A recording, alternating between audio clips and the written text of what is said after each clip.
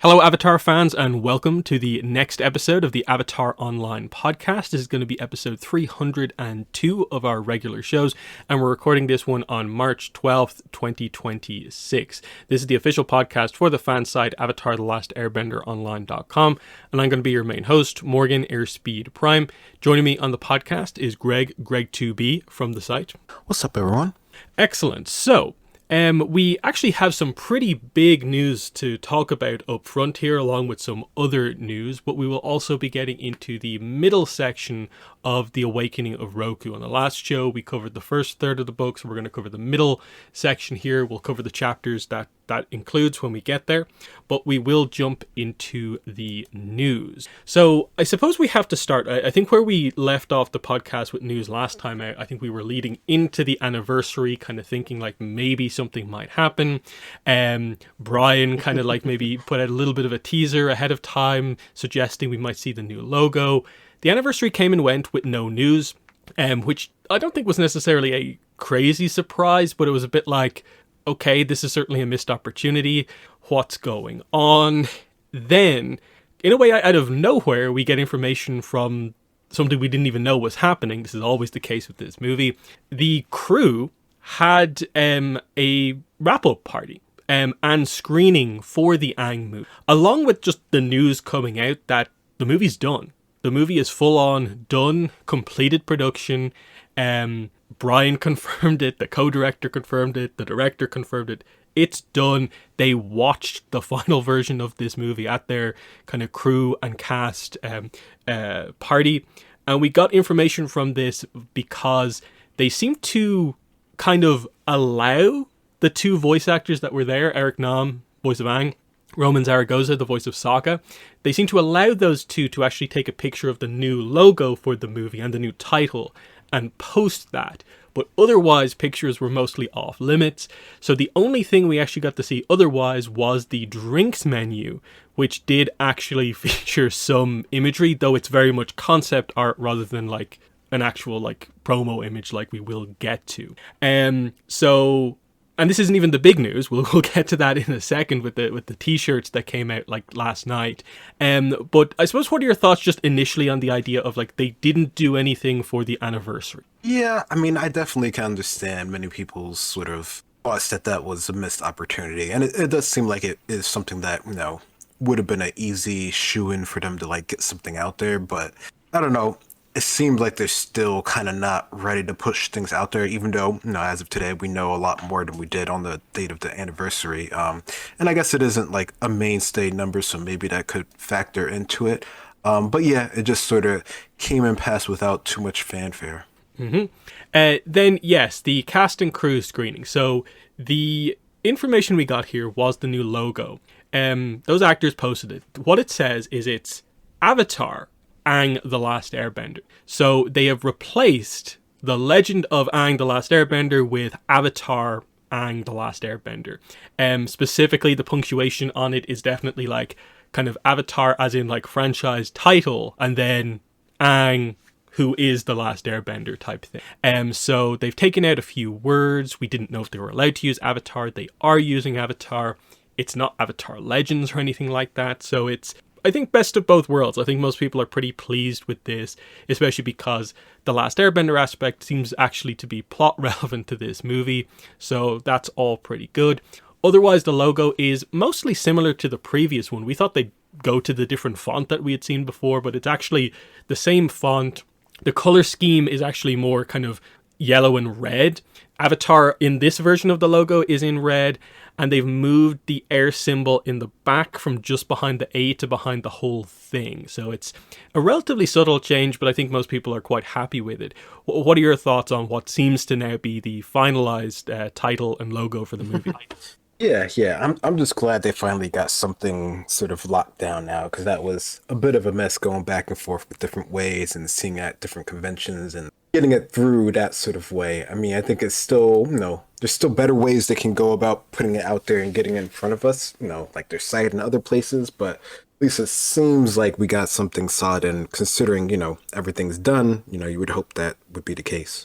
Mm-hmm. The only other thing to discuss about this is just the idea that in terms of how public this really went, Roma Zaragoza, Eric Nam posted about it. Mike and Brian both seem to like these posts, but didn't like directly post it themselves. And then, of course, Paramount, none of the official accounts, posted this either. So it kind of feels like this weird thing where like we joke about how much like everything's a leak, and it kind of still feels like this is kind of in that direction where like they've kind of allowed the voice actors to post this, but like it's basically marketing based on like the wording of what they say.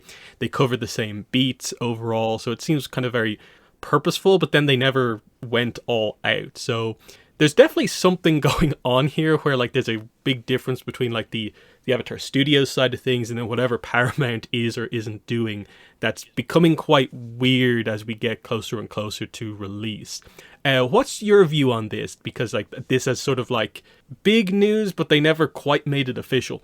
Yeah, I don't know. I mean, it feels like you're saying like there's multiple strategies on how to get this out there, and I think they're all just trying to do like the little bits that they can until they get like the official sort of go ahead, because you know they know people are paying attention to it and everything like that. So like it's not like they're unaware of it in any form or fashion, but there's some bigger pieces that I guess we and even them themselves aren't really allowed to push the needle forward too much yet. So yeah, it definitely does feel weird, and yeah, it definitely felt like it wasn't like a very sort of like organic type of post from both of them. It felt, very sort of purposeful, which is fine. That's kind of what we want. It's just weird the way that they're going about it. Mm-hmm. The other thing I mentioned was the drinks menu, which before the actors posted was actually the first time we actually got to see the logo because it's on the bottom. Interestingly, the avatar is in a different font color, but I assume that's just something they can vary quite a lot depending on what they put it on. Not much to say there. This was, I suppose, originally, I guess, our first look at like Zuko, Toph, and also Momo here.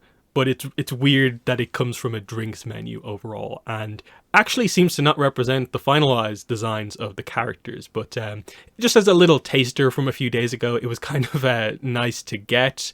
But clearly, this artist on the movie wasn't meant to actually take this picture. But at least something came out. Any thoughts on this? The leak from a drinks menu.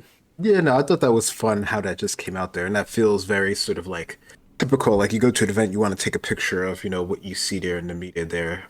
It's just this is for a project that's not officially out yet, so and they did have things saying not to do that, of course, as well, but things always sort of get out. Yeah, it seemed like everyone who attended was given some sort of like an envelope type thing that literally said, don't share pictures, take pictures until the movie is actually released. Which is very odd because we're here in March and the movie's not scheduled to come out until like October. So it's like, you can take pictures, just don't post them until like 7 months from now. Bit of an odd one there, but they clearly had their NDA type thing in place. But probably the biggest like text post to come out of this, you can look up the pictures of all the some of the actors, cast and crew kind of talking to each other, but I think Lauren Montgomery, the director of the movie's post, is the one that kind of went around the place the most. Some of what she says is echoed by like the actors and stuff like that, but she probably says it the best overall here. Aang movie is officially wrapped. We screened the final film for the crew and celebrated the end of a 4-year journey. Now it waits in limbo until its release in October. I've never worked on an Avatar project that was easy, and this was no different, but it was worth it. I'm so proud of everyone who was a part of this and the amazing things we built together. The movie is amazing. That might not mean much coming from the director. I might have some bias, but I feel the need to put that out there. The recent decision to move us from theatrical to streaming might give the impression that the quality wasn't sufficient, but that couldn't be farther from the truth. This movie deserves to be seen on a big screen. Can't wait for you all to see it. And then the two actors both said something similar to that at the end, like, find the biggest screen you can to see it, or like it should be seen on the big screen. So they're subtly or somewhat directly kind of really trying to say, put it back in the theaters, reverse that decision. Especially today, that sentiment has been going around quite heavily from the fandom. We'll see if Paramount do anything about that. But what are your thoughts on probably the most open we've seen maybe anyone involved in the movie just talk about like the process here in this Instagram post? Yeah, no, I thought that was a really nice way to sort of capstone, her time and the crew and everyone sort of working on the project. It felt very sort of, like any other sort of creative endeavor, there was always like, trials and tribulations with it. And I'm sure Avatar, as many of the other ones, went through a bit to get there. So no, I'm glad that they finally, are seeing the light at the end of the tunnel, even if it's not quite there yet. And, some things have changed, of course, but that's just sort of, unfortunately, par for the course of media and entertainment and sort of our society right now for a lot of projects. Yeah, the two really interesting parts are, for me, one, now it waits in limbo until its release in October, which is fascinating when you consider, like, we got a delay for this movie from January into October, which we thought at the time was 100% because they needed basically all of that time to finish animation. Now we find out it's done in March, as in they only really needed a couple months extra to just pass the January date to hit this. So it speaks to the idea they set that October date more with sort of theatrical, like tactical movie planning in mind. Like, this is a good part of the year for it to come out, even if we have to hold the movie for a while. Now, I guess they feel like they're sort of locked into that because there's kind of a whole like marketing juggernaut kind of that was told things will happen in October, and can that move much earlier, even though technically the movie can almost be put up online whenever. That's my take on this, is just that they just can't move from fall because, like, hey, most of the books are planned for fall, and I don't think most of the publishers can move their books up by like 4 or 5 months. Like, a little bit, but I don't think they can move it that much. And I think that's probably maybe what's kind of happened here. But what are your thoughts on that? The whole in limbo, what the October date kind of means, given that the movie's done, that sort of. Yeah. I mean, I don't know. It's interesting because, I mean, a lot of times when movies and productions are going on, you don't really know the full scope of things, or they'll just say that they're in a sort of like post production for a while and not tell you if it's actually done or not. So it is interesting to know that, we do know that it's actually done and essentially could go up at any time. And, I guess you could understand for some credence that makes sense why, some people are thinking it could go up sooner. But yeah, with the whole, machine, and I'm sure they want the return on all the extra sort of merchandise and everything like we're going to talk about in a set here. There's a lot of moving pieces, and I think, the impact of what they're trying to do to get it to make seem as, as worth it is, and for, the whole streaming thing and everything like that, they definitely are sort of, locked for that sort of later date at that point in time. I mean, I don't know, maybe they'll release it a little bit sooner just to sort of say that they did, since it doesn't have to compete in theaters per se, as of now at least. So yeah, I don't know. I think it's just a lot of moving pieces, but yeah, I wouldn't be surprised if it's just not going to come out until then. Yeah. I think the other thing is that they probably definitely want to go through a San Diego Comic-Con where they can actually talk about the movie. I think that will just help in general. Yeah. Though potentially the reaction to the stuff that happened today, which we'll get into in just a second, speaks to, I think you could really kind of just put out a almost quick marketing campaign and make it happen not too far from now. But again, like, all the books are scheduled for at earliest, like, it seems like September, like early fall they can potentially hit. But like, yeah, it's October. At least the director is still thinking October is the plan.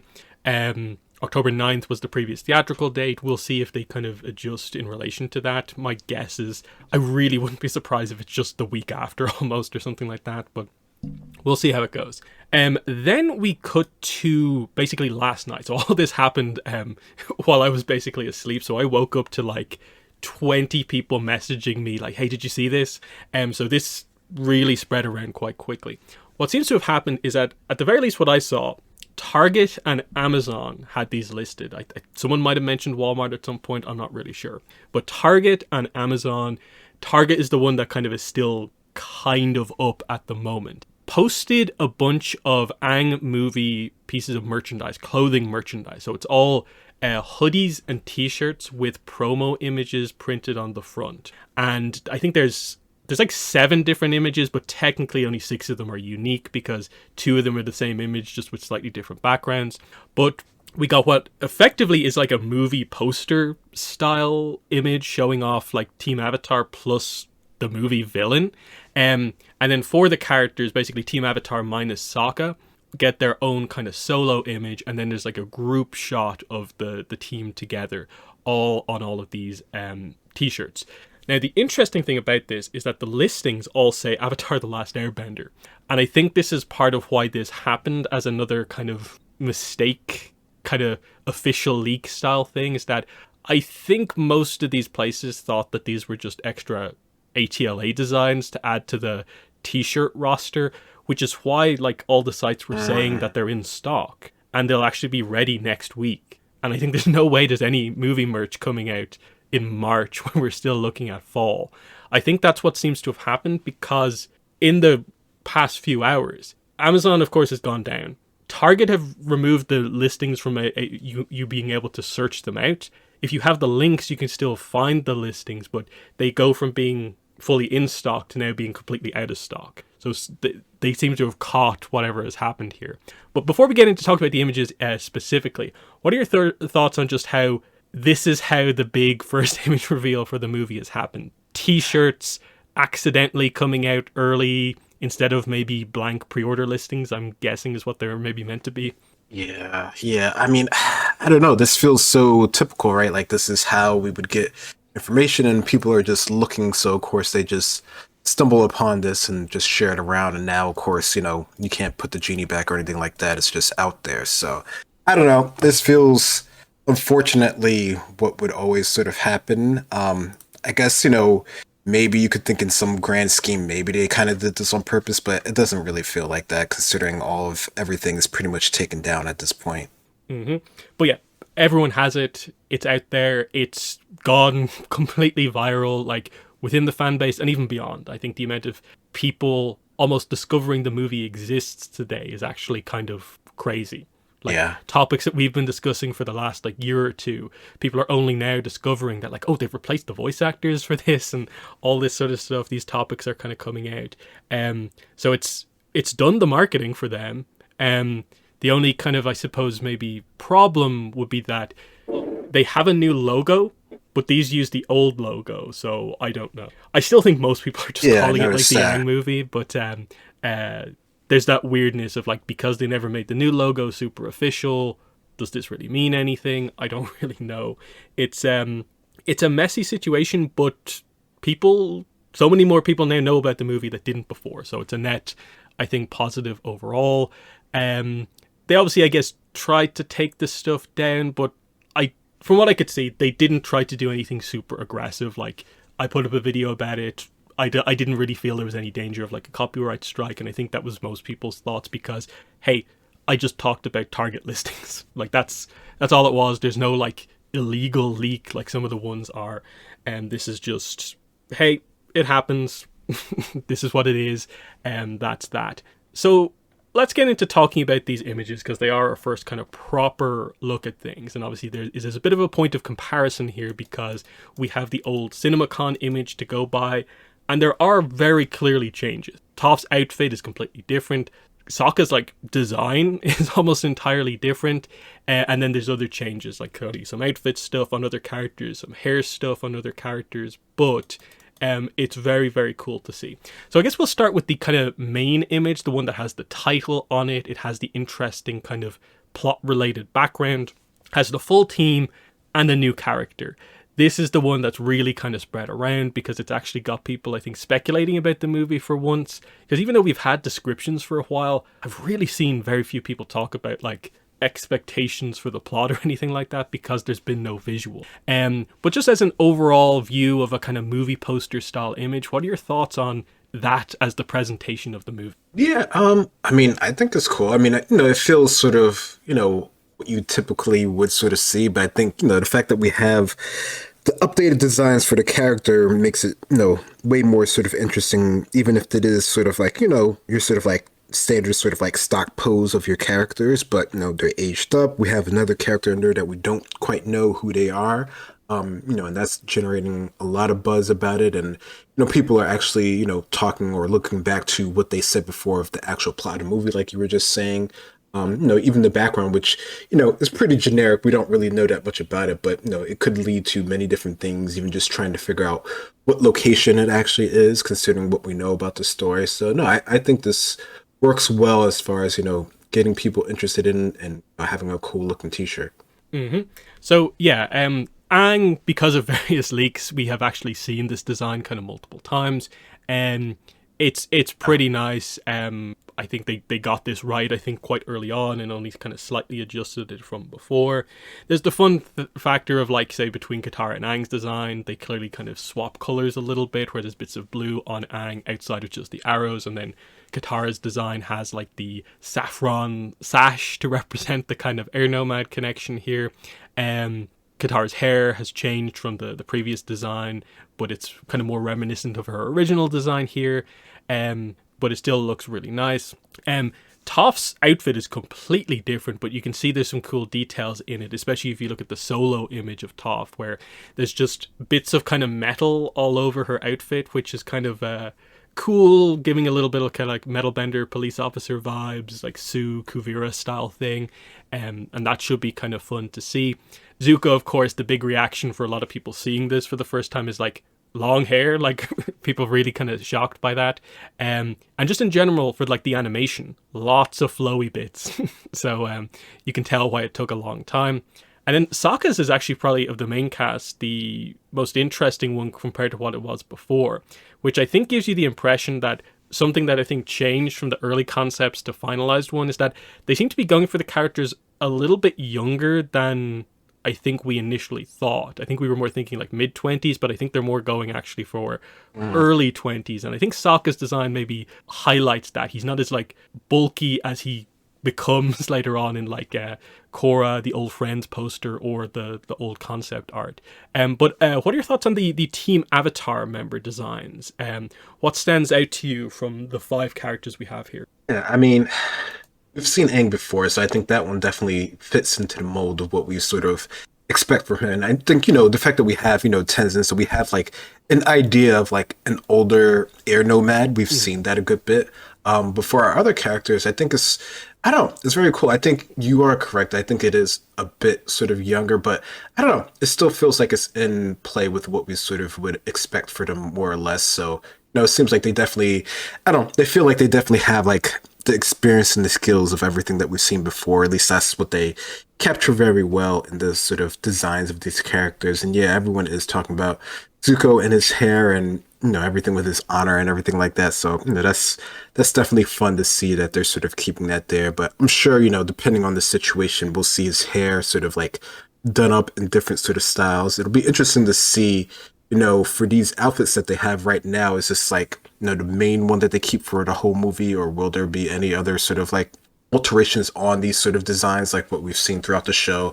I don't know. There might be too much to do in a movie sort of context here, but it's cool to sort of think about it. But yeah, I think, especially for Toph, I think the idea that we do have the more metal integration into her outfit, it definitely feels like they took some time and sort of really thought about what her character would look like at this point in time. Like, it's not full on sort of, Republic City, police chief or anything like that, but it's definitely, it feels like it's, unique to her and her sort of character there. And like the whole sort of idea of the crossover between Katara and Aang, I think is, that makes sense. That's sort of like a nice touch to sort of have that overall. But no, I think it's, overall, I'm happy with the designs and what they have so far. Mm-hmm. And yeah, the other poses they have individually for the Team Avatar members are mostly similar, because it's the same kind of stock image, just kind of like used in different ways for the most part.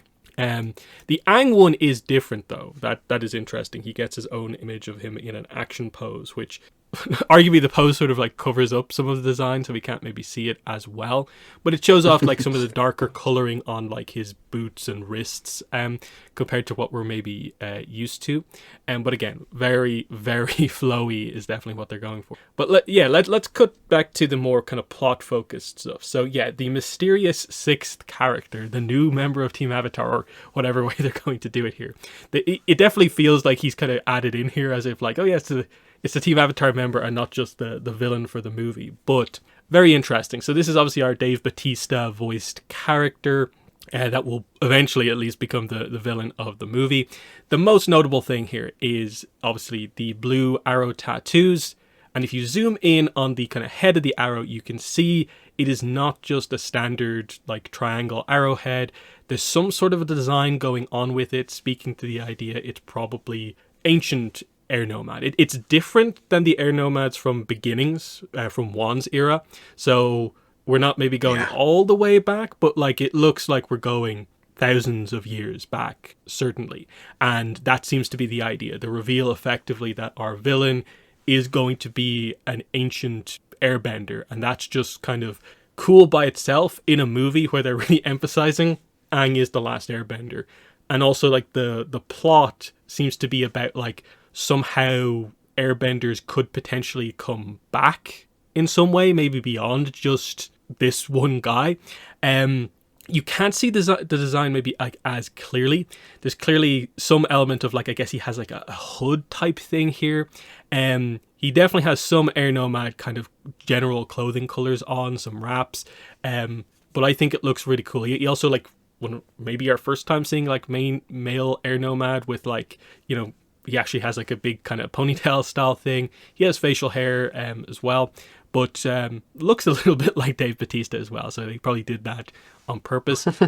What are your thoughts on our new airbender villain? Yeah, it's interesting that they chose just to sort of throw him up there right in the beginning. And I guess, we wouldn't be thinking about this as much if we had already seen the movie before we got to see these images. So it'll be interesting to see how we feel about the character once we actually get to see them in action and, how they're actually sort of involved with the plot and everything. But, based on just character design, it feels like it fits in with our other characters, especially with the tone and everything being of his clothes being maybe slightly darker than what we had for Aang. So that sort of leads you more towards sort of the villain aspect of things, if that's how they're eventually going to go with and everything based off of what they've said so far, at least.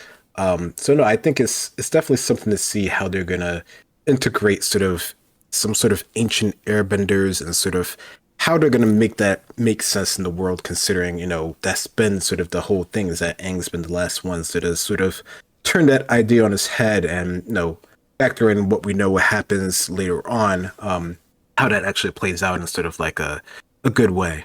Yeah, it's a kind of brave move in a way. They're certainly not kind of playing it safe here by kind of challenging the name of the franchise, basically. Aang's always been the last airbender until you get to the Korra era, basically. But now, here's this other guy. What's going to happen, and what does that imply? Because he's obviously, until Tenzin, Aang is the last airbender, so you kind of know maybe the fate of this character overall, but you're still interested in terms of how has he survived all this time? Where does he come from? What exactly is going on here? And then just the idea of I guess Aang has to defeat him. Aang has to take on the second airbender and actually defeat him. We don't know what the ending of the movie is yet, but that's interesting by itself. Aang is going to be challenged by this, and that's interesting from a character point of view. The other thing here is the location stuff in the background. Clearly, the description of the t-shirt just says it's a mysterious temple, but obviously it describes it as a temple. The other thing to factor in here is, of course, a previous title for the movie was Lost Realm. I think that's kind of what they're going for here. We've never seen this location before. It, I'm guessing, is a culture from the past. And there's clearly some sort of power aspect going on here where the sun is shining through the top of this kind of altar. It almost creates a portal type of thing. So if any spirit world kind of craziness is going to happen, it could happen here.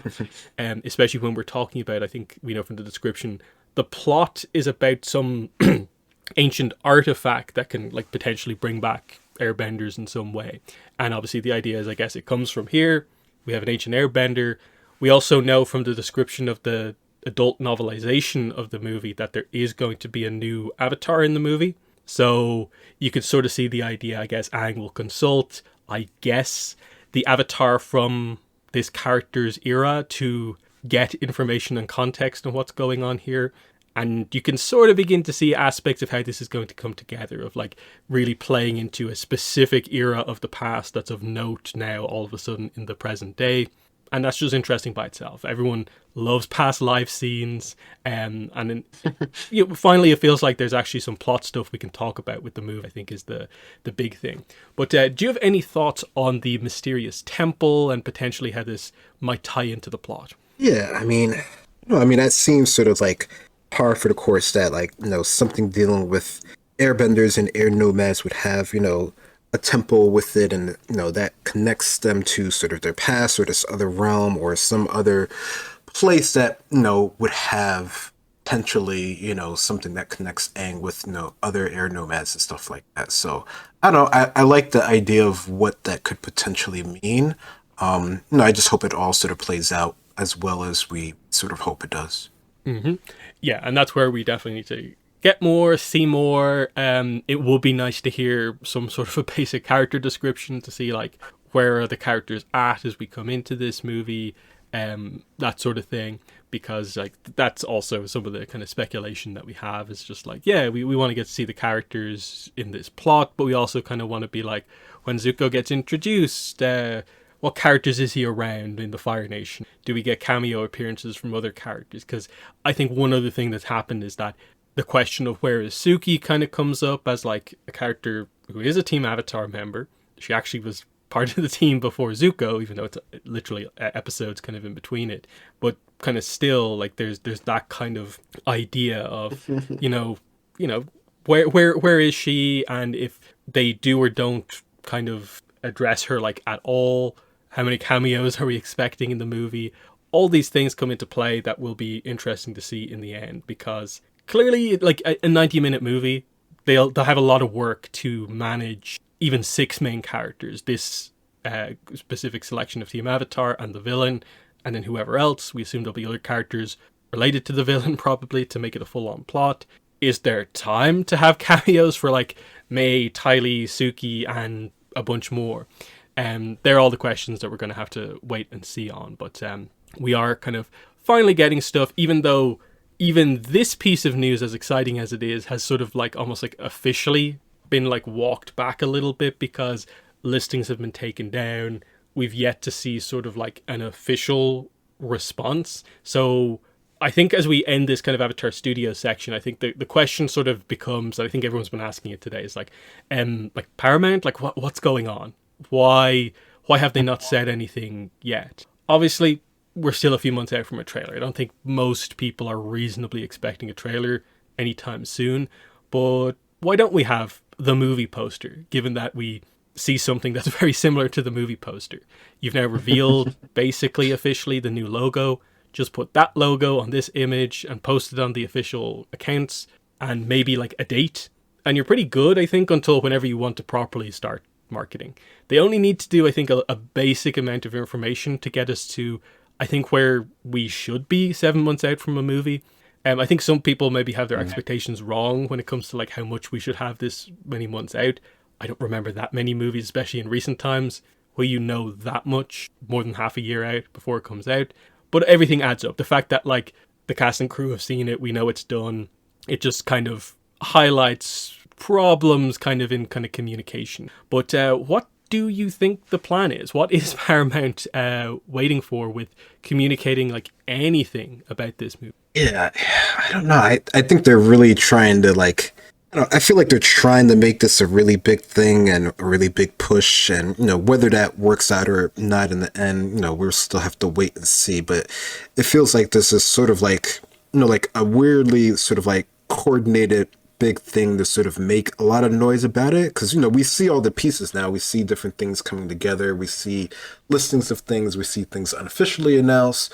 So like there's things happening, and I'm sure there's plenty of other sort of conflicting projects within the company itself, because we're looking at sort of like Avatar sort of like as our main focus, but there are other projects that they do have that they are putting out throughout the whole year, especially if their announcements and stuff where they're trying to do even more than what they've done in the past, even if some of that stuff is farther out than even Avatar projects and stuff like that. So I don't know, it feels like that's sort of what they might be doing. I don't know. I mean, I feel like they generally don't try to react a lot to a lot of noise out there. Like, some of the cast and crew might say a couple things. Mike and Brian might say something on their stories once a bit here or there. But most of the time it's to say that they can't say anything. But, fans are trying to sort of get anything that we can out of it, of course. So, yeah, I don't know. I feel like, maybe they should have had better hold on their NDAs and stuff like that, so we didn't know anything. There would have been even more of a blackout, but I'm sure people would have been just as upset if we heard like absolutely nothing. But getting this little bit of information and then sort of going, radio silence again, which I guess in a way, they didn't really say anything to begin with, right? Like this is all sort of like news on its own. It wasn't, directly generated by them, at least as far as we know.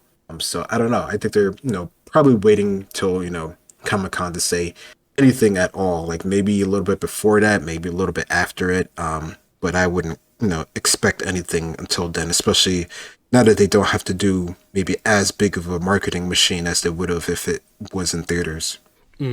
Yeah, I definitely think some people need to kind of realize that with like you said, the switch to streaming first, probably that means not as much marketing overall. And people are struggling to kind of accept that, along with the fact that Paramount often waits quite late to do these type of things. But it's also like it's the kind of like return of the franchise overall. Like there's other stuff as well, and there's just a sense of like, Yeah. what are we waiting for here? Because by the time you get going on the movie, we're going to be getting into Seven Havens kind of hype soon, because like that's 2027 as far as we're aware, and because the movie is now quote unquote delayed by like 7 months when it's done, that brings the movie even closer to Seven Havens. And so it maybe feels a little bit like, is that what's happening here, that they maybe originally planned a slightly bigger gap between projects, but maybe they're realizing that actually the series might be the thing that maybe generates more hype overall, because we can air it over a longer period. People are more used to shows overall. It might be more overall plot relevant in a way to the franchise, what's going on with Seven Havens, with both seasons. That will be the real sign if they are really focused on streaming. Most people think of streaming series rather than movies, but I don't know. There's so much stuff that just needs to happen that it is getting frustrating. Like I think each day that passes, we get like more and more half official information, and everyone just asks like, Paramount, what are you doing? What's going on?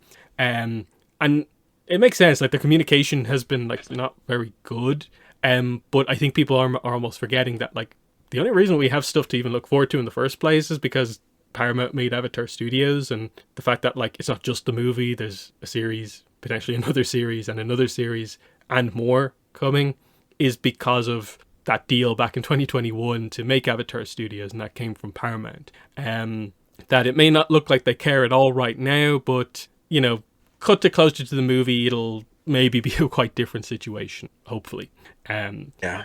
Because, their view on this is probably that the trailer, like the maybe full trailer, whenever it comes out, will do like 90% of their work for them, because they know the fandom is quite intense about things. And so if they drop the trailer and it's really good at the right time, does it matter if we talked a little bit here 7 months ago all that much, when they're more thinking about like what will affect the number in terms of views at the end? But any final thoughts on this stuff before we move on to some of the other news? Yeah, no, I think you're right there. I think until we get the trailer, or even if we get like a teaser trailer, that'll be, when the a noise for them officially sort of starts, and they'll be concerned on the return of their investment and everything like that. Up until that point, sort of just, just little bits just to sort of start getting people keyed in. Because again, like you were saying before, like for a lot of people, this is the first time they're hearing about this, right? And we've been knowing about this for years, and Avatar Studio has been a thing for a while, but a lot of people are still under the assumption that that whole idea is just sort of like vaporware, like it's just not really there yet. So this is just a little bit more proof to show to the people who weren't fully invested or paying attention. And then, once the trailer comes out and the teaser, then people will actually sort of believe things a little bit more. But I'm sure some people still won't believe until, they actually see it on streaming. Yeah, and the other point is kind of maybe a bit weird, but like it does feel like with this kind of t-shirt kind of leak, it's kind of like, well, there's like half of your non-trailer marketing campaign already, just like the images of all your main characters basically like done 7 months out.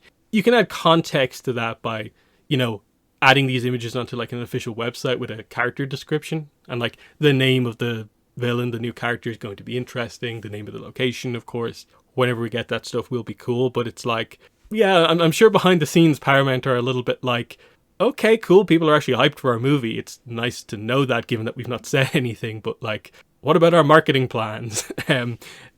This probably has affected things to a certain degree. But again, from a fan perspective, it's kind of like, if you're not talking about it, why do we care about your marketing plans? They've missed a few opportunities to say small things. But yeah, we'll get into other news. The one final piece of merch that relates to the movie is this. Avatar Legends, the official character encyclopedia. This was just announced earlier this week. It's from Inside Editions, and basically this is going to be an encyclopedia that will have character profiles for, it says, nearly 100 characters. It will span Avatar, Korra, Avatar Publishing, and the upcoming feature film from Paramount, so the Aang movie as well. And they mention rediscover avatars and spirits from eras long before Avatar Aang and Avatar Korra, and fan favorites from across the other series as well.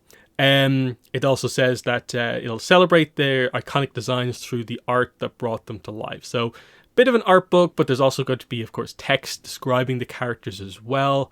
We don't really have an example of necessarily what exactly this looks like, but something we've never had before for Avatar, full-on character encyclopedia, and for the entire franchise, not just one show or anything like that. Avatar Korra Publishing and the movie as well. Very interested to see how they do a lot of this stuff, just because, like, say, for the comics, are they just putting panels from the comic in for characters exclusive to the comic? Are they getting an artist to do different designs for those characters that they pick? A lot of the novel characters, apart from some of the early Kyoshi ones, don't have character designs. So what are we doing there? We don't really know. Like, is this just going to be mostly like using stock imagery that's already out there, or what? But I think people seem excited about this one overall. And to me, once it hits the non-obvious show characters reasonably well, I think this could be a pretty nice book.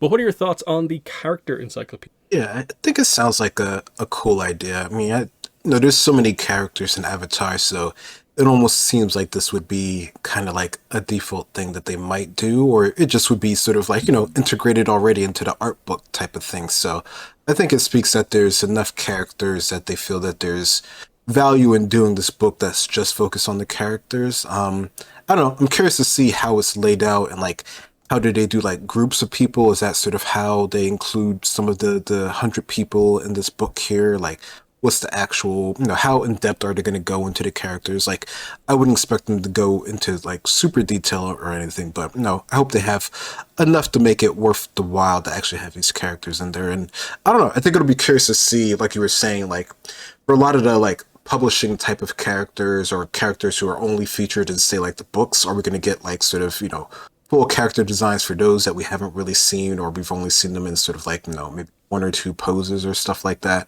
I think that'll be really cool to get to see that, and just to get to see other people talking about it, because a lot of people don't know a lot of the characters that are in the publishing, that are in the books and stuff like that, or in the tabletop role playing games. Like, you say characters all the time, and people have no idea that those characters even exist, or they just assume that they're made up. So this will give, I guess, a little bit more like official notice to some of those lesser known characters, or like characters that are like sisters or relatives or twins or stuff like that. Like, there's a bunch of those out there now that we know of that, you otherwise wouldn't know, and people still don't recognize that they're there because not everyone's, into reading the books and stuff like that. Yeah, because like you probably asked a question with, say, like Aang's section. Does he just have, like, I guess he's the main character, so like multiple pages where like, here's ATLA, here's a page on summing up the comics, then, and you see him in his comic design, and then here's a page on Aang from the movie. And then do they just do that for a lot of the really obvious main characters who will appear in all of those things? And then you'll get further down the road, and like Korra might only have 2 pages because she would only have her show and some comics, because there's no Korra movie as well. That'll be the kind of interesting kind of point in all of this. But then, yeah, how did they break it down in terms of like Ursa and Ki? Are they going to be like right next to each other, or is Ursa in the ATLA section and then Ki's in the publishing section? That's the interesting point as well. But But yeah, this one should be, I think, quite good when it comes out. It's a big hardcover book. I think 160 pages is what it says.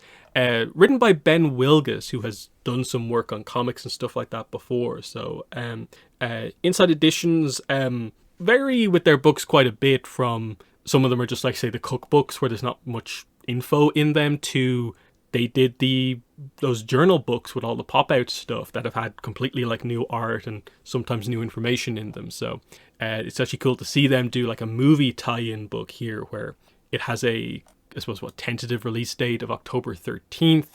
I assume that will just change depending on when they set the movie release date. It'll just be out in the days following that, but they're of course still aiming for October. So that's that. The other big publishing announcement that we had was, I think on the last podcast we talked about Faith Erin Hicks revealing the theme for the upcoming Avatar The Last Airbender one-shot comic, it being about villains and antagonists.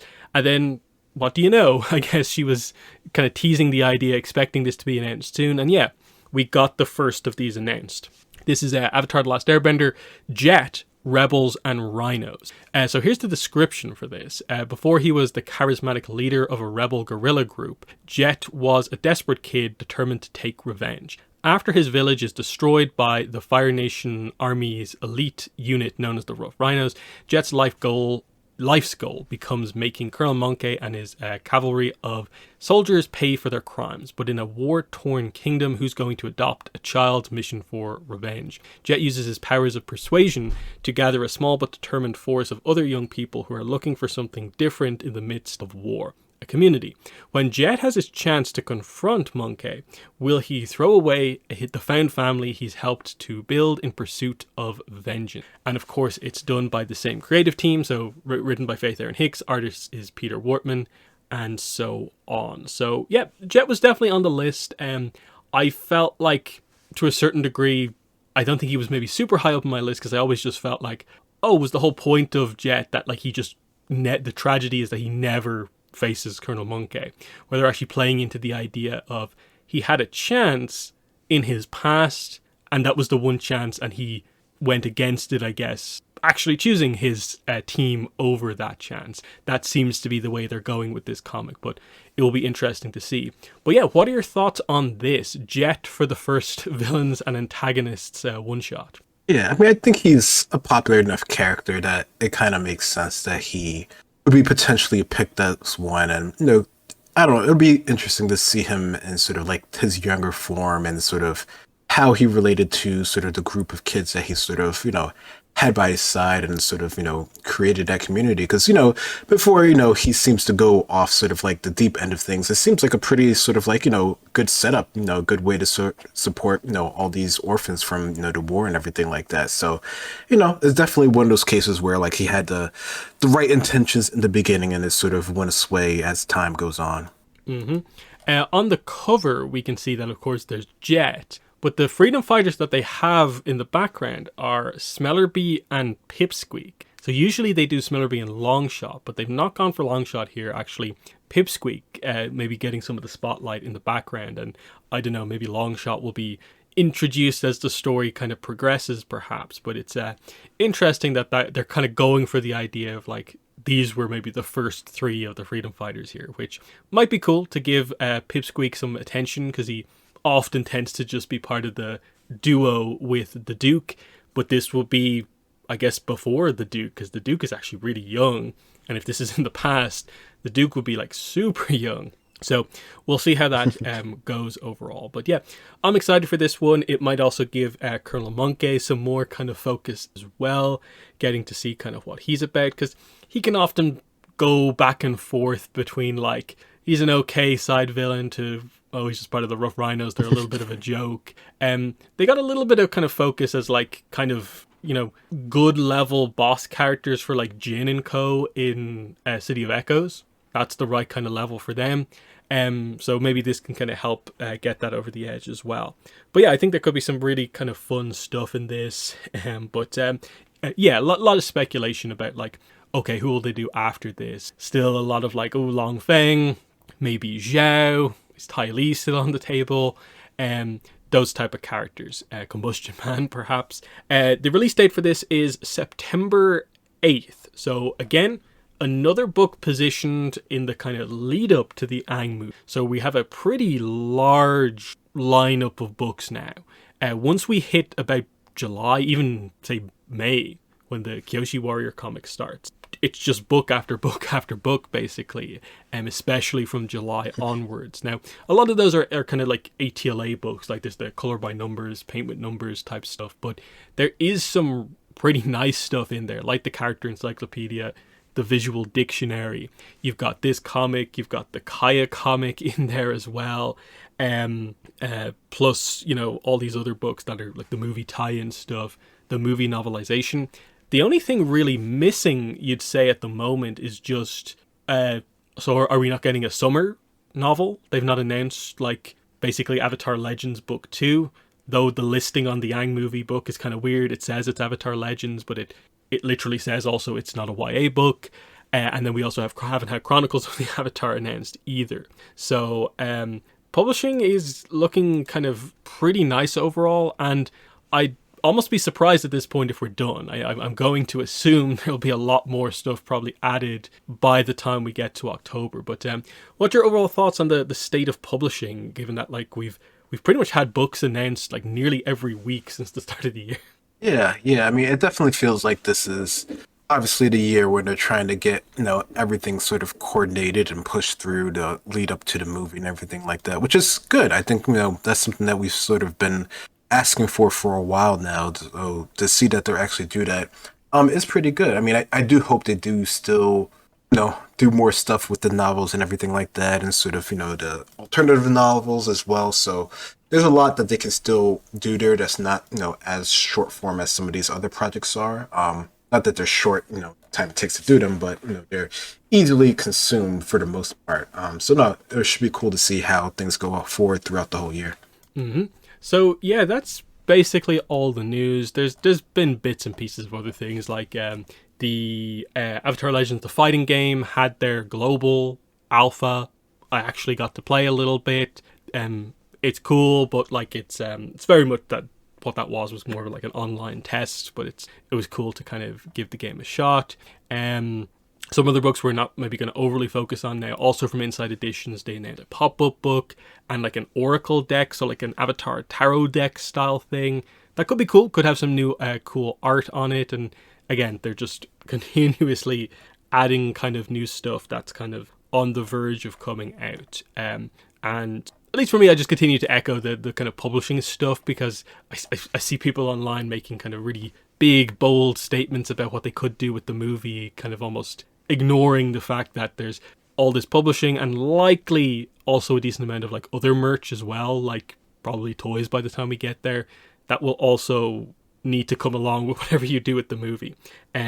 So that's all that. So yeah, we continue to hope that Paramount say something sooner rather than later, just because I think that the relief on fans' faces when Paramount finally posts something about the movie will be really nice to see. Like, I think people are here. It's just this weird feeling in the fandom about what's going on with Paramount, what are they doing, so they could help people by saying very little ultimately. But we'll move into our main topic for this one, and that is continuing with the Awakening of Roku. So where we left off with the last chapter, which was called Fewer Than 50. It was actually ended on a cliffhanger with the group being attacked by like a dozen, I think 24 wolves that were infected by Otka's poison. And we're going to start here with the chapter called Treatment. And we're going to go all the way up until basically the 2/3 of the way through the book. And then we'll finish it off on the next podcast. So we'll jump in here with Treatment. So this is a Sozin chapter. And so he's walking in to talk to his father, Fire Lord Taiso. He has news from Omashu, of course, and this is him basically reporting to his father what happened with the people in Omashu are conspiring to poison their own people's water supply. And so, yeah, he goes in, he finds that his father's getting some healing treatment, of course. That was a big plot point in the first section, is that Taiso's having medical problems and he's doing everything possible to treat it, even though he doesn't want anyone to see him being treated, because he's very careful about not being seen as weak. Interestingly, we get a bit of a kind of lesson type situation here where Taiso asks Sozin to kind of think this through. Why would King Jaelun basically want this done? Why would he want Omashu's water supply poisoned? Sozin answers correctly. It's to destabilize Omashu, and that would eventually give him kind of more power overall. Why is the Omashu Minister for Peace helping? He was probably promised something, a greater position, when everything goes down and the queen is kind of gotten rid of overall. And then the big question, this is the big part of the chapter. What should the Fire Nation do? And Sozin, who had thought about this quite a bit, says nothing. And it's clearly the wrong answer, because Taiso's, what? And Sozin's like, let Omashu fall. Queen Guozun is too smart and strong of a leader. It'll be better to kind of basically get rid of her in all of. Whereas actually Taiso is like, no, wrong choice. We can handle, you know, Queen Guozun and stuff like that.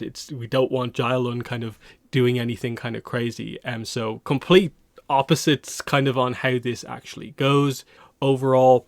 And then we get the interesting point of like, he's been sort of made fun of again. But then his father has one of his lapses. He suddenly forgets what they were even talking about. He completely doesn't remember the conversation they just had. So he's like, why are you here? And Sozin decides to just not report the news on Omashu to his father, leave, and so the Fire Nation will do nothing overall. The results would speak for themselves, and he doesn't care about getting any sort of forgiveness for this. So he's made this decision, and the point you're meant to remember in all of this, that this is Sozin kind of effectively condemning a lot of the population of Omashu to die. The amount of people he's just letting die here for a political maneuver, that's a crazy thing. But what are your thoughts on this chapter with Sozin and Taiso? Yeah, no, this is pretty, I don't know, I wonder if this is like, where a lot of people sort of start to feel even, more put out with Sozin and his sort of choices, because it definitely feels like he's, taking very much so advantage of the situation, but that's sort of how, like, the Fire Nation family and maybe part of the Fire Nation general is just sort of like designed and sort of raised to sort of think in terms of, what you can use towards your advantage. And I think, Sozin was always trying to sort of like, it feels like he had like, even at this sort of early stage in his sort of, maybe you could say political career, he's thinking of sort of like the longer terms of like what he would want to do and how he views his sort of like position in the Fire Nation in the world. But he's not, he doesn't have that power yet. He's just a prince right now. So he's thinking, he's clearly thinking too big for his current sort of station in life. And Taiso, tries at least to sort of shut him down in the situation. But yeah, with that lapse in treatment and, sort of, seeing how this sort of plays out, he's, very quickly to take advantage of the situation here, which feels like something that Sozin would do at this point. So, no, I think this is pretty sort of on point for where we see Sozin in this point in his character development. And I think this is a great chapter as well, because it also highlights, I think, the character of Taiso and Sozin, especially like as leaders, like perfectly, which is that Taiso just kind of wants to keep things as they are. Like stability is his kind of big thing, that he's a good politician in that sense, but he's not ambitious. Whereas, of course, Sozin's big thing, and this goes all the way back to like Avatar the Fire Lord, is ambition for the Fire Nation to be like the best everywhere, basically. And this is where you kind of see that happen, that like he views it as like, no, we need to take out the smart, intelligent leader.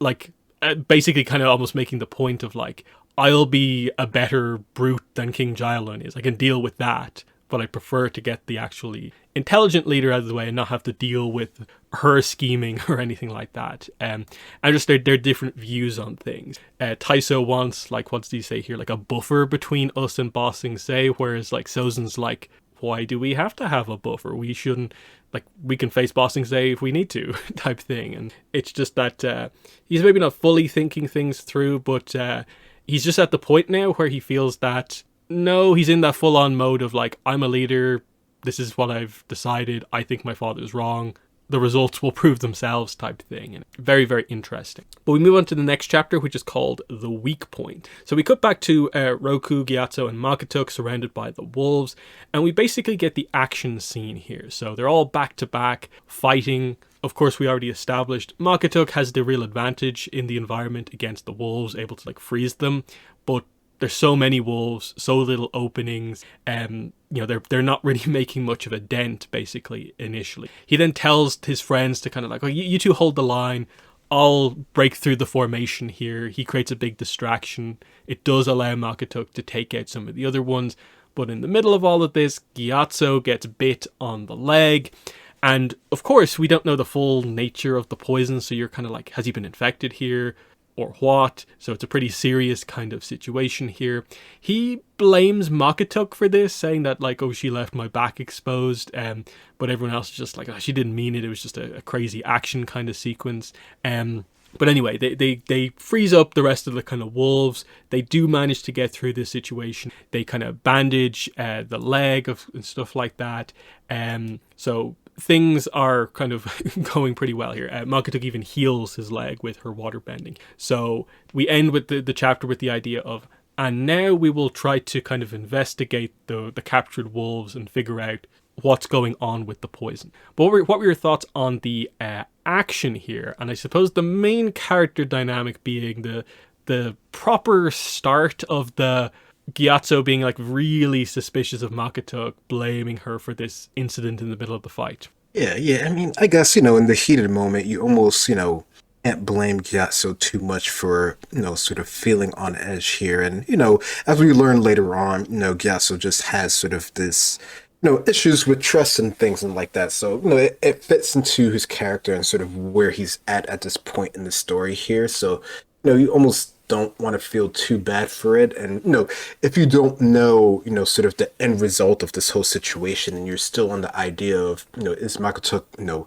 are they still, could they potentially be the person that they're trying to capture and they're just sort of with them, or, are they not?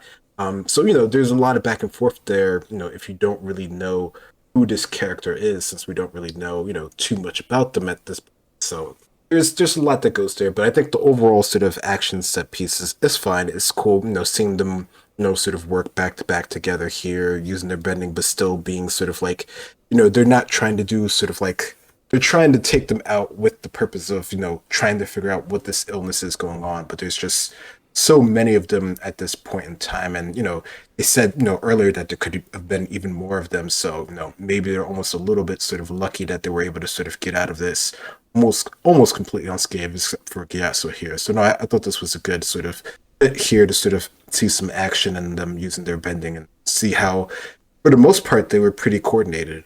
Mm-hmm. Next chapter is No Death is Gentle. So Makoto creates a kind of ice structure to contain all the wolves so she can effectively kind of work on them. There's some discussion about like, oh, is Gyatso going to be okay? Do you think he might be infected? And they just don't know enough about the whole situation to know if that is how that actually works.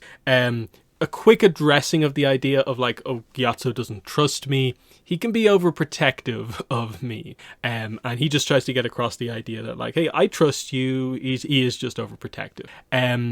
He does highlight that, hey, if it means anything, he also had a initial struggle kind of like getting good with me. Like our friendship didn't happen like immediately, even though it seems like that.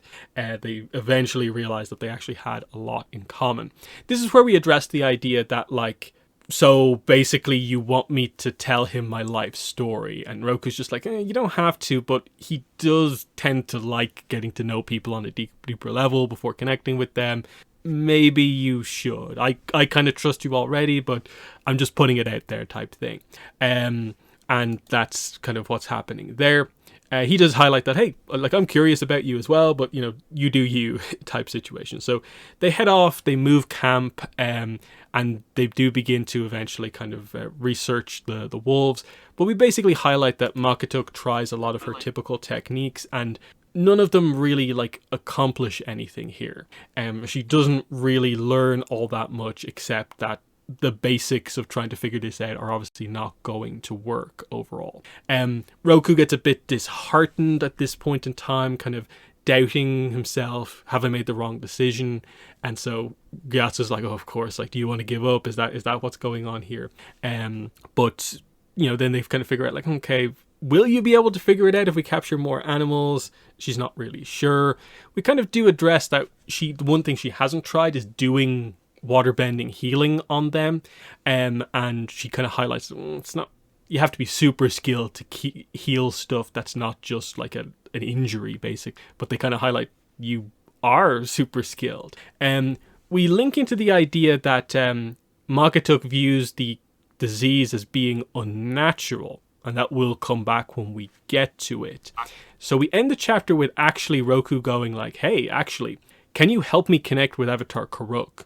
Because he's obviously connected a few dots here himself that, oh, this might actually be what Karuk is trying to warn me about, the nature of the disease.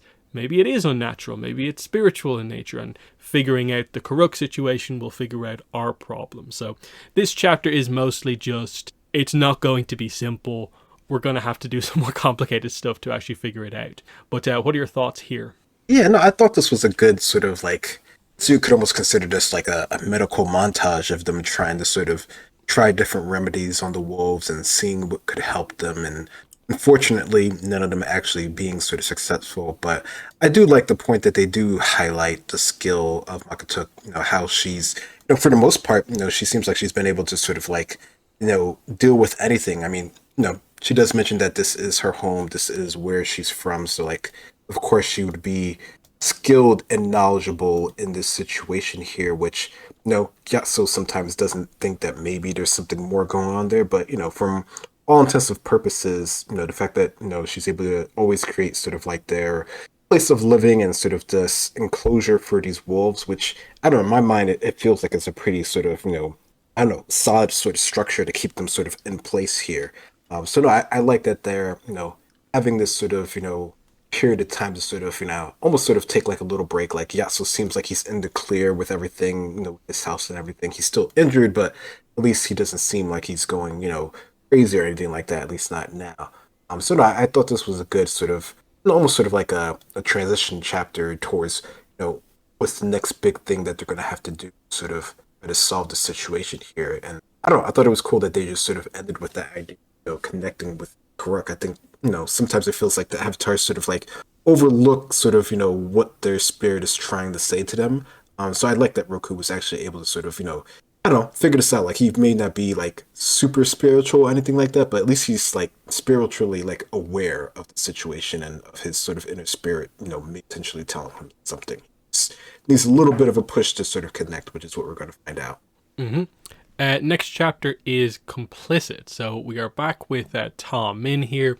So we jump in and she has found out what Sozun has said to do, which is to do nothing. And she's furious by this. She's quite disturbed by it, actually. That really, like, she really, like, her opinion on Sozun, like, lowers here. It obviously wasn't great, but it lowers here.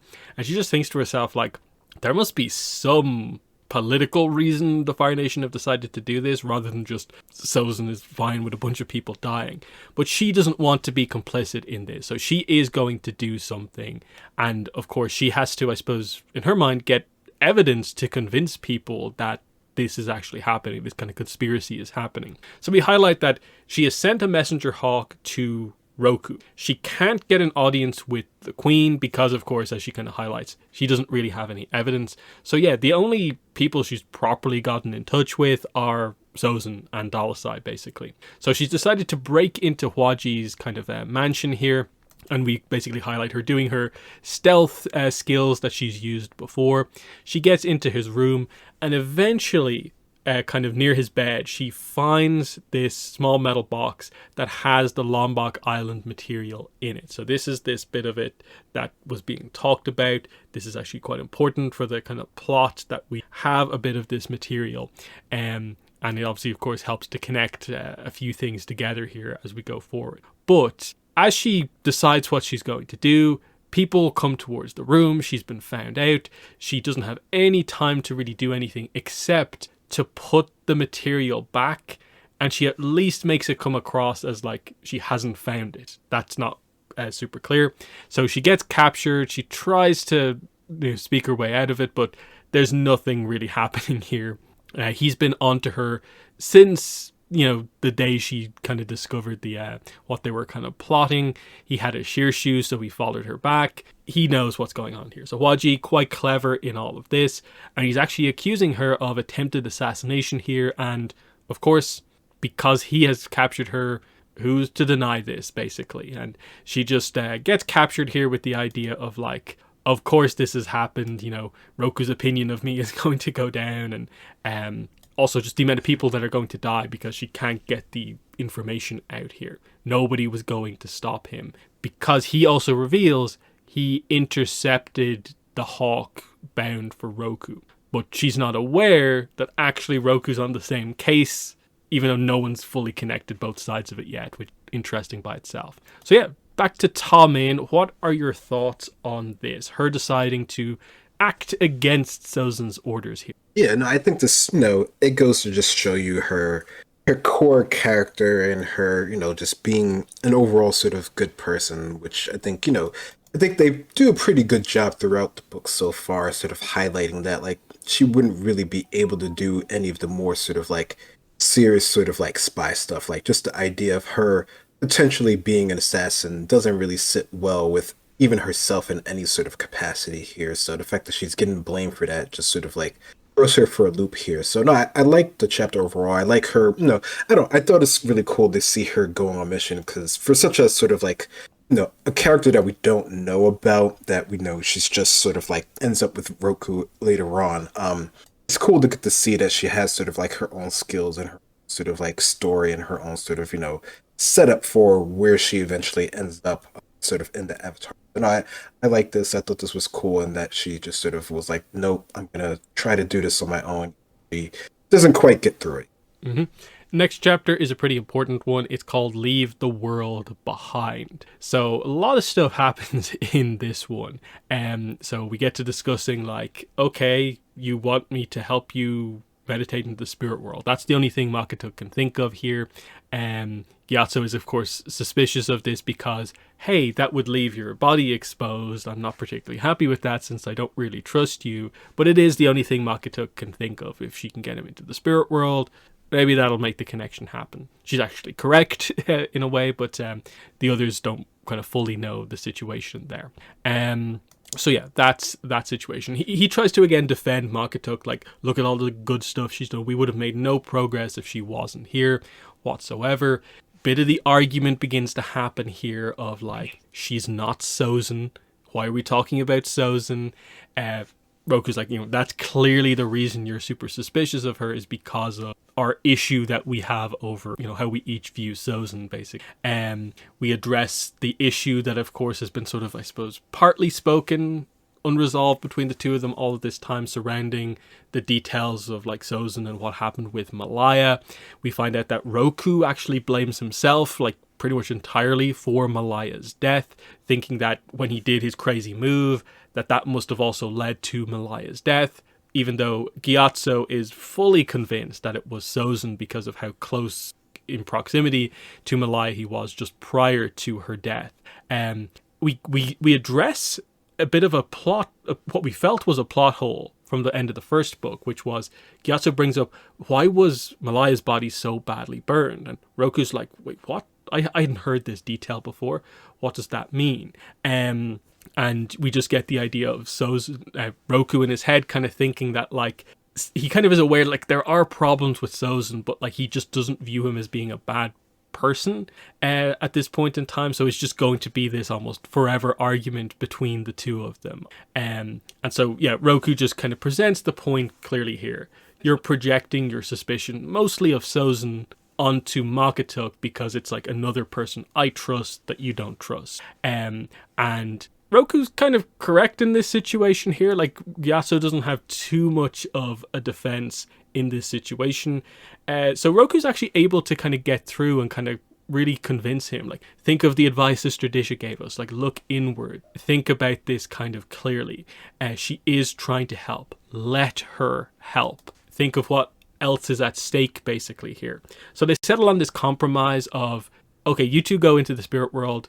Gyatso will stay behind to watch their bodies overall. But we do get one nice moment before this kind of argument kind of comes to an end, and that is Roku asks, "Why did you want to come north with me?" And he just says, "I didn't want to be alone."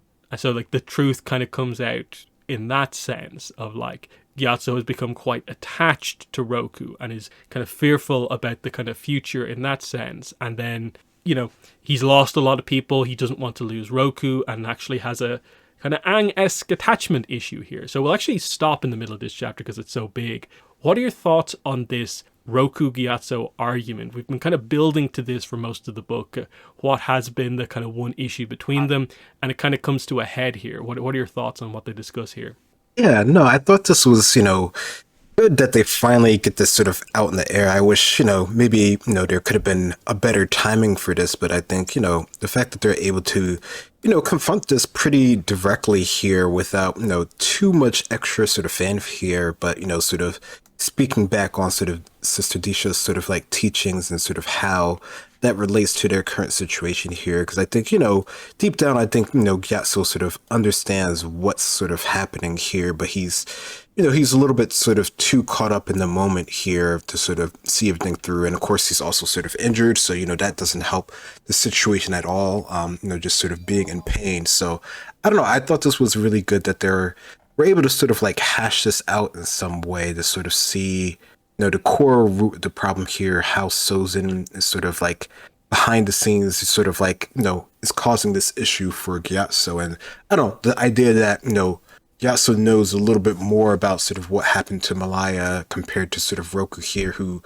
like you said, he sort of blames the whole situation on him and being sort of like overpowered and everything. But, there's, bits and pieces that even he's sort of not aware of, although he tries to sort of, still make excuses for sort of Sozin in this point, which, as a viewer and, as someone who knows what's coming, in the future, it seems, pretty sort of frustrating, but, try to see from, Roku's point of view of, this always being someone that he sort of knew and could depend on up until sort of maybe recently, fortunately. Mm. Yeah, because I think this is the thing with the Roku-Sozin dynamic, is that because Roku is like Sozin's only friend, Roku's like the only person he's not going to be his more villainous self around. So, like, almost strategically, but just honestly, because they're actually friends, Sozin is in a way at his best around Roku, so Roku like never or very rarely gets to see the bad sides of Sozin, but everyone else does. So like Gyatso has had this experience where he basically 100% knows Sozin did this, but because he wasn't quite there, he can't fully commit to it. The same with like say Ta Min now knows like, oh, Sozin made this crazy decision, and it really has an impact on how she views him, but she doesn't fully know if that's the kind of full situation. It's that the kind of whole way through, that like the point that they have to kind of have is that the first time Roku truly gets to see Sozin as he actually is that scene on the balcony about the ambition of the Fire Nation, the whole I've been thinking Roku scene, that they have to kind of build to that as the first, like, all the manipulation from the Taiso and Sozin actually doesn't really work, and Sozin and Roku stands his ground almost unexpectedly from Sozin's perspective. But yeah, that's that. But we're still in the middle of this. So then we cut to, okay, Gyatso's on board. What's the method to meditate into the spirit world? And with Makatuk, it's basically, okay, I've made this hole in the ice. You're going to quickly hop into the freezing cold water. I'll pull you back out, and then you'll use that sort of shock to your body to kind of put your mind in the right state to meditate in. And they're both like, actually, wait, this seems kind of dangerous. I'm not sure you should do this. But she creates the point kind of quite clearly. Did your master teach you how to meditate into the spirit world? And they're like, no, I guess we have to do this. So yeah, that's what's going to happen here. And they're still doubting things though, like Roku's like, oh, do I jump in, do I not? And so she kind of rolls her eyes and goes like, okay, fine, I will tell you my backstory basically here, so you'll trust me a bit more. And it's not just like to appease them, but it's also like a bit of a sense where like she must have been friends with them as well, so she's going to do this. So we get the Makatuk backstory, which if you've read her stuff from the RPG, they kind of hit on the obvious points you kind of expect them to, but it's really nice the kind of way the story gets kind of shaped around kind of already existing. So if you're kind of new to Makotok, it might be this kind of really kind of shock surprise moment where the first line here is, "I was raised as a boy." And she just pauses, waits for their reactions. They don't really have much of a reaction. And she goes into the idea of like, "I've always had a girl spirit. When I was a small child, I often shared this truth. Most didn't give it much thought. There are many stories of ancestors who discovered their true selves later in life. However, some dismissed it as a youthful misunderstanding. A few found it confusing. My parents were among those few." And then effectively, like, she goes on to kind of describe the idea of like, it's not that she was rejected, in this case for being trans. It was just that she wasn't ever fully accepted for it. And that affected her as she went through her life. She tried to kind of do things the way her family wanted to. And so tried to do all the typical kind of water tribe male things of like hunting, gathering. This is why she has some of those skills as well. And we kind of build up to the idea of like, on the inside she was suffering despite trying to kind of be what everyone else wanted her to be. Then of course we kind of get, where did she discover the meditation technique from? And that's when like she would do this to kind of just deal with her struggles and feelings. And eventually one time when she did this splash into the water, she woke up in the spirit world surrounded by spirits. And we build to this kind of big monumental moment for Makotok, that kind of very defining for her. Her first interaction with a spirit, a tundra spirit, walks over. Words I'll never forget. The spirit looked up, smiled softly. It said, "Are you lost, little girl?" So the spirit knew who she really was kind of deep down.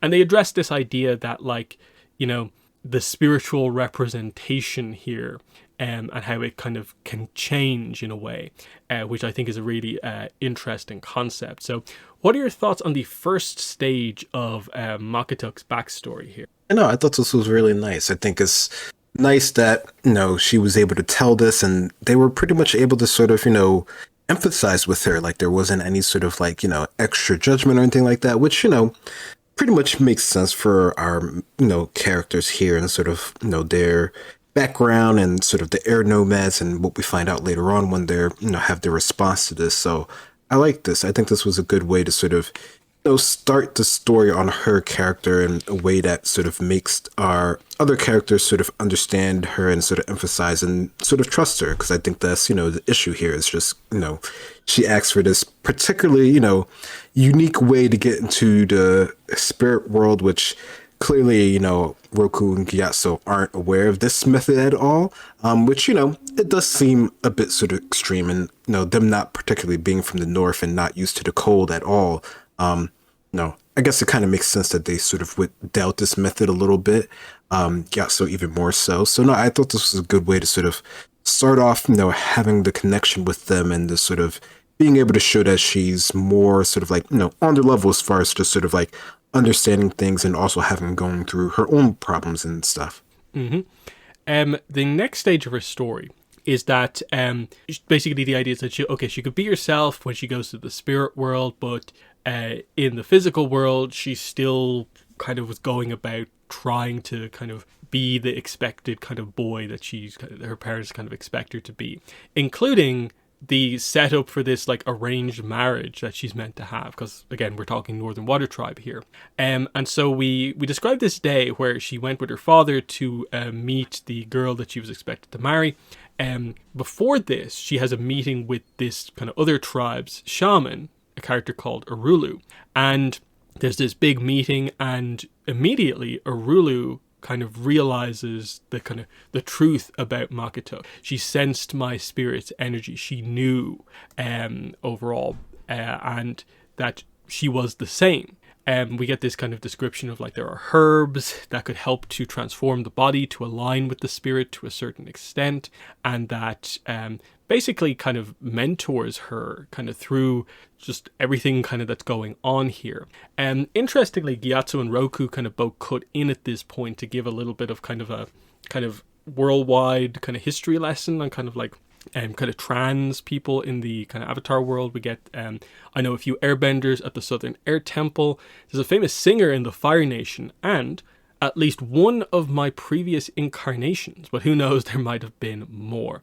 And this is information that Makatuk never knew, being quite Northern Water Tribe focused, that there are kind of trans people from other nations here. So the big thing here, meeting Arulu. She gave me a choice that night: continue with my life as is and go through with the wedding, or stay and train with her. And she stayed with Arulu. This is where she learned to heal. She was declared ready. She gave me a new name and the tattoos that Makatuk has on her face, and was then sent out into the world to find her own tribe eventually, which is basically where we catch up with her now.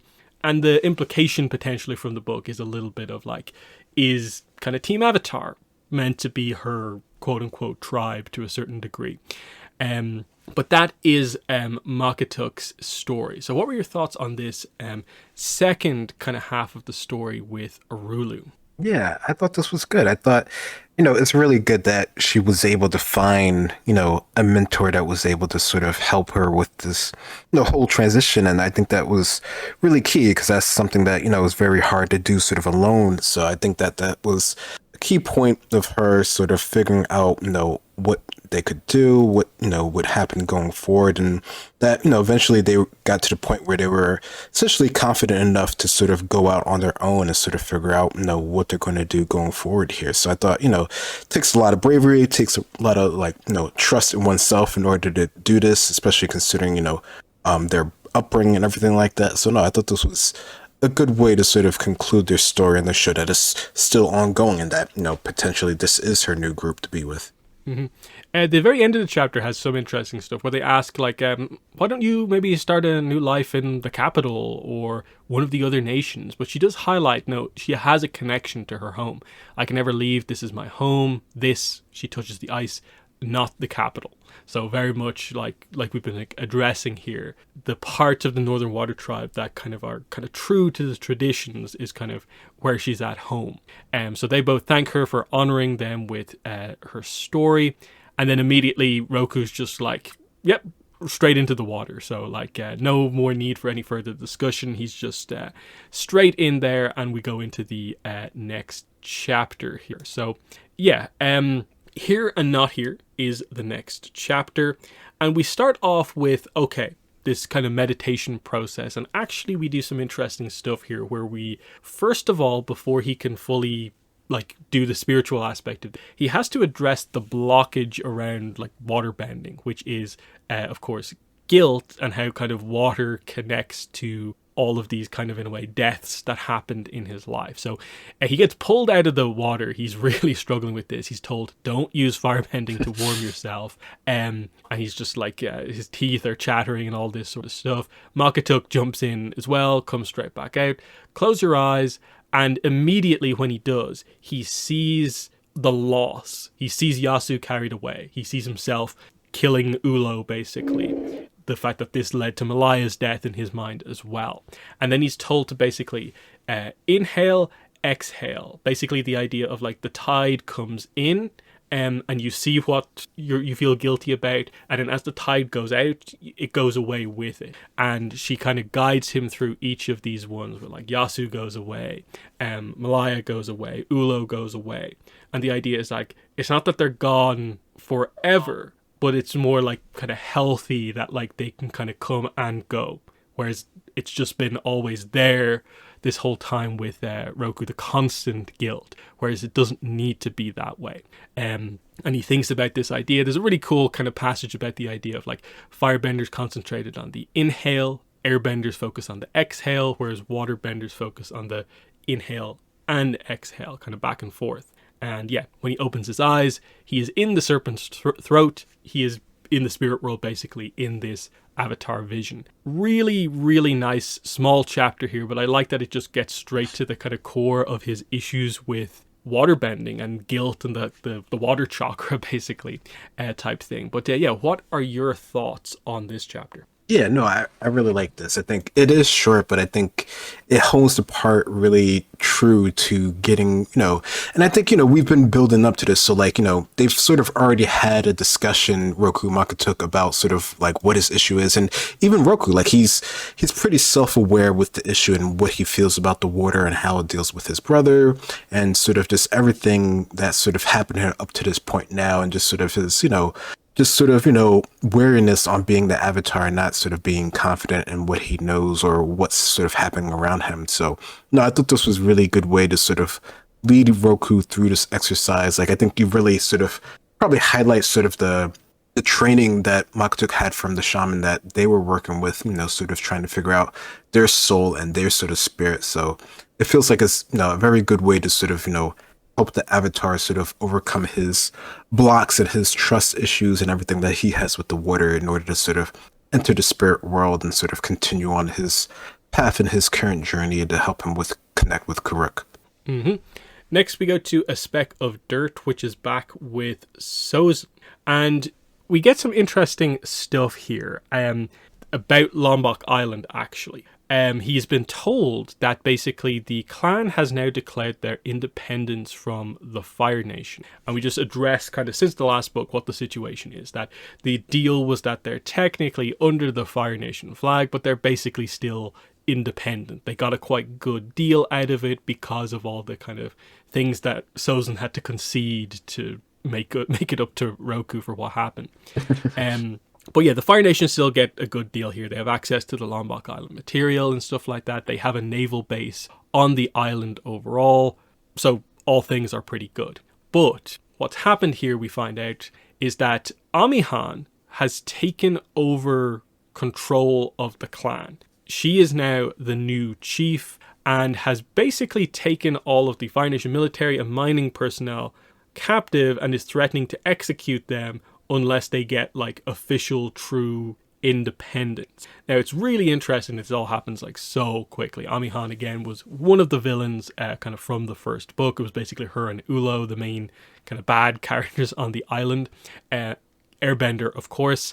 And so we find out that, okay, so she's taken over from the previous chief, Baku. We don't really find out what happened to him necessarily, but it seems like, I guess the idea is that she has organized a lot of the fighters effectively on the island, taken over from the more peaceful leadership, and then gone to fully reclaim their independence. Very, very interesting kind of move here overall. What were your thoughts when you got to this part of the book and you got this pretty big shift with Lombok Island? Yeah.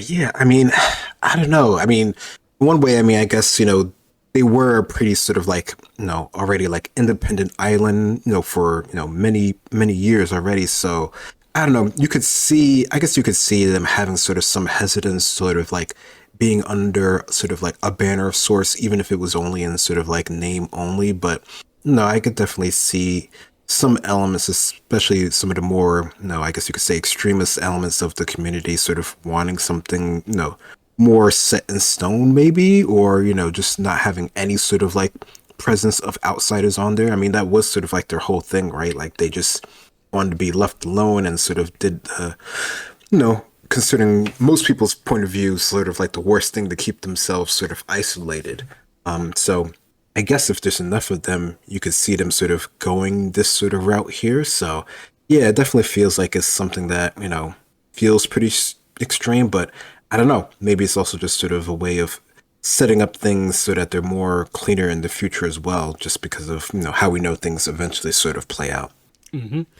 So Sozin is basically put in a position where like, hey, what should we do about this? Some of the other advisors are kind of like, maybe we should wait until Taiso comes back, because we find out that Taiso, the official story is that he's gone to John Duri on political business. So obviously that former, I guess, Shang City John Duri from the Yang Chen novels. But actually, he had taken his dragon to Bonti Island seeking a cure for his worsening condition. And this, of course, is the same, I guess, cure that Zaison brought up in one of the previous chapters, that they kind of mocked a little bit, like inhaling the volcanic gas.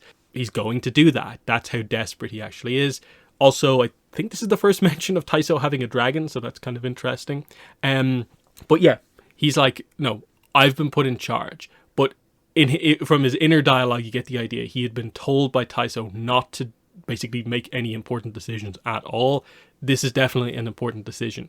So what he decides is this: reject Chief Amihan's demand, crush their clan's little rebellion, rebuild the base, and resume mining operations as soon as possible. They, of course, address the idea of and the 106 prisoners, Prince Sozin, and without any hesitation, he just says, send commendations to their families to honor their sacrifice. And he says this to really watch everyone's reaction. Some people are stunned at this, but actually, it seems like most of them are like, actually, what? Wow, you just made a really clear call that keeps the power in Fire Nation's hands. They appreciate that kind of almost like ruthlessness in a way, because I guess it's so different than Taiso. So you can sort of see the direction of the Fire Nation and kind of where we're heading already before we're fully in the Sozin kind of line onwards. So here's Sozin's next kind of grand, big, devastating kind of decision here in all of this. Again, quite shocking to just allow this many people from his own nation to just die, but kind of very much a like, we don't negotiate with terrorist style thing going on here, which is interesting. And it's obviously like it's meant to be this like shocking choice, like from any outside perspective, but you see that it's only for some people shocking. We later find out that this tall admiral, the reason she's so shocked is because I think is it both two daughters, I think they say, like both of her daughters were part of this 106. That's why she has that reaction. But what are your thoughts on this big decision here about how to handle the situation on Lombok Island? Yeah, I mean, unfortunately, this seems like the path of what Sozin would decide in this situation here. Like he was already willing to give up Omashu, so the fact that this is just sort of like a small island that he doesn't really consider important other than for the resources that he can get from it, it kind of goes in line with what we've seen him up until this point here. So it definitely does sort of get across the shock value of he's willing to do anything for his goals and what he wants to achieve, and he'll just sort of like ask for forgiveness later because he sort of has the right idea now of what's going down. So yeah, it definitely does seem a bit sad to sort of see this whole sort of island essentially be sort of wiped out and just used as resources going forward. And I guess that sort of makes sense, sort of like how they have their machinery and their war machine sort of going forward. So it plays into later stories and stuff like that. But it is a bit of a shame to see sort of the culture of this island that was so sort of unique in its sort of own being sort of just thrown to the wayside here. Yeah, because when we come back to this, it's just, his orders were carried out. The clan has been devastated, basically, as far as we're aware. There's no character attention really given to any of them individually, so it's just like the Fire Nation went all out to reclaim this place and they're now in full control. That seems to be what's happened here. It's just that the entire culture of Lombok Island is just gone, basically, because of this. But what happens next is Kozaru comes in to inform him that trouble in Omashu, Ta Min has been arrested for what? She was caught trying to assassinate Minister Hwaji, and Sozin's like, huh? I didn't tell her to do that. And he's a bit shocked that she'd even do this, and impressed a little bit, even though it's actually a lie. And so they kind of think this through, like, okay, how do we handle this? That would suggest she's probably going to be executed overall, but they maybe have a little bit of time to work with. And unlike some of his other decisions where it's been quite kind of quick, blunt, we'll just do the most kind of shocking thing possible, he actually has to think this one through, because he thinks it carefully himself that, wait, if Ta Min dies, the Fire Nation full on loses Roku. Like, just that, he knows his friend enough to know that that would be it. There'd be no connection whatsoever to his home nation for Roku. And so, okay, Kozaru, go to Omashu and get her out. So he's forced to make the kind of careful choice in this place because he actually does value the relationship with Roku. Also, I guess there's also the idea of like, if he doesn't get her out quickly, it could cause an international incident as well. So he actually is thinking about the international politics. So bit of a contrast chapter overall, but for Sozin. But what are your thoughts on this different approach to this Roku related decision?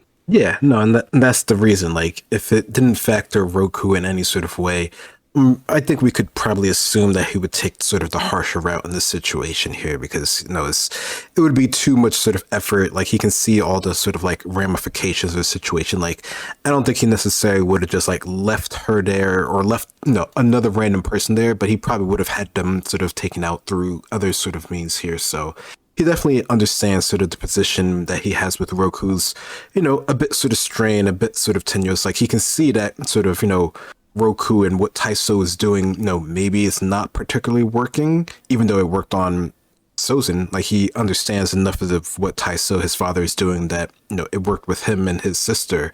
But it isn't necessarily working with Roku. And, that's mainly probably because Roku's been exposed to other influences, other ways of thought, right? So, like, he isn't so seeped in sort of the Fire Nation mindset. So Sozin does have to sort of, take the nicer-ish route that still doesn't sort of, imply that, the Fire Nation had any sort of real sort of like doings here. So, yeah, that's how that one sort of goes. Mm-hmm. Next chapter, another important one, is called Corruption. So we go back to Roku, who is now back in the vision with Karuk in the serpent's mouth, basically. And yeah, how does he get out of this situation? He's obviously had this kind of development now with water bending, so we kind of covered that in the kind of spirit world here. He took a deep breath, relaxed. He tries to do fire bending initially, but no, that's not going to do anything. Water, that has to be it. And so he actually connects here, moves his hands around, and basically from the inside of the mouth, chops the serpent's head off effectively, and he kind of spills out next to Roku as to Karuk, and Karuk's like, I knew you had it in you, after all, you're me. And we get the nice stuff here of like, did I kill it? And Karuk, of course, gives the proper answer here. Can you kill water? Spirits don't die, Avatar Roku. Their energy disperses, regathers, reorganizes. He basically sees the spirit kind of evaporating into energy effectively and to reform at a later point. So yeah, Roku asked the question, like, what is this? What is this connection? I mean, Karuk answers like, it's a memory blended with a connection, I suppose. And this is where we get the kind of full reveal on what exactly is going on here. You, as in Karuk, encountered that spirit during your life, yes. So it swallowed you whole, and you got swallowed, and you kind of used water bending to get your way out. That's about the shape of the ice. So yeah, that is the detail of what happened here. It was just Roku in the place of Karuk, with past life Karuk as the kind of guide through the memory type of thing. I suppose the most similar situation is Roku and Aang watching Roku's flashback in Avatar and the Fire Lord is kind of somewhat similar to that, but not quite exactly the same. But anyway, we get the idea. Okay, that this thing, it used to be a guardian spirit. What happened to it? Something corrupted its energy. You mean something angered it? And then we get this really interesting Karuk reveal. I knew that spirit before. It was a protector of the North, a friend. Then one day it changed. I'd fought against enough dark spirits to sense the same energy. It wasn't anger, it wasn't simple imbalance, it was a complete inversion. What turned it? A dark spirit whose name I never learned. It had slipped into our realm through a stray portal and was tracking down the spirits in our world and infecting them.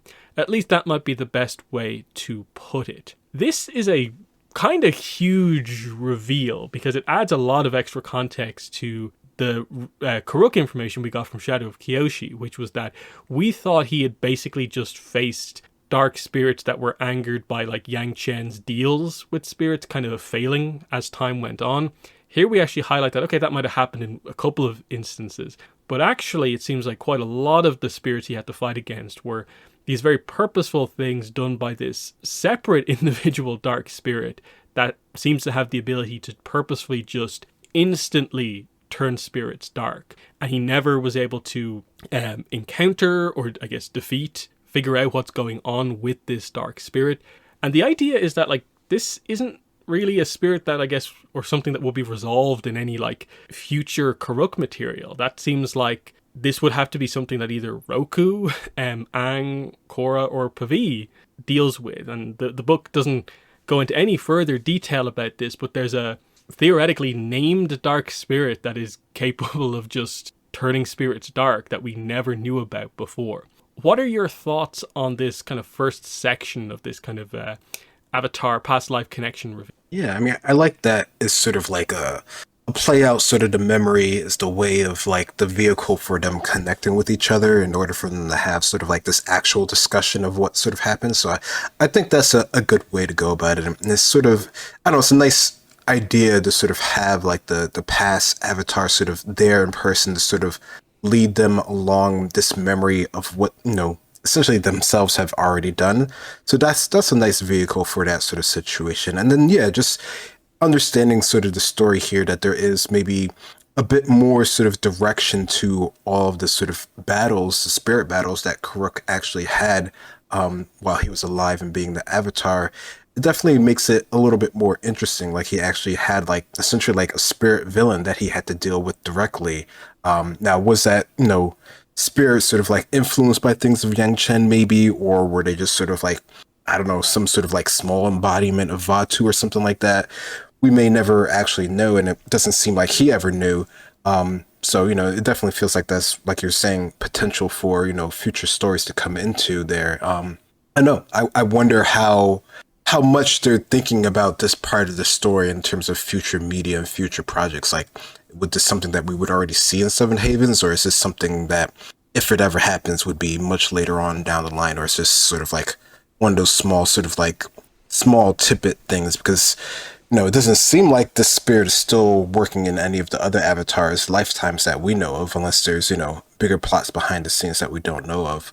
But no, it definitely does add a lot more to Karuk's sort of character here than we already, you know, knew before. And he's already been sort of like somewhat like justified in sort of him, you know, originally not being thought of as like a useful avatar. So even more so here. Yeah, it's just very interesting because you think initially, like, is this just some sort of weird way of referring to Glowworm? But, like, literally, him knowing his name is, like, a plot point for the past. So it's not that, but it's clearly a spirit that, like, used the Glowworm stray portals to effectively almost, like, orchestrate the whole idea of, like, oh, these are all spirits that had dealings with Yang Chen. I'll turn them dark, so the new avatar has to deal with them. And, like, this spirit, like, creates the situation that we heard about in Shadow of Kyoshi is quite interesting. Because, like, yeah, it's not obvious if there's, like, almost any pathway to, like, explore this at any point in the future. Because, like, we're done with the Roku books here. This doesn't seem to directly relate to, like, say, the Aang movies. So you're kind of thinking, like, this spirit maybe being what causes a lot of the problems, maybe at the end of Korra's era, to create the whole Seventh Haven situation might be one interesting way to do it, but would they tease that this far out in a book that's kind of from a different era? Who knows? But interesting, thought-provoking stuff, definitely.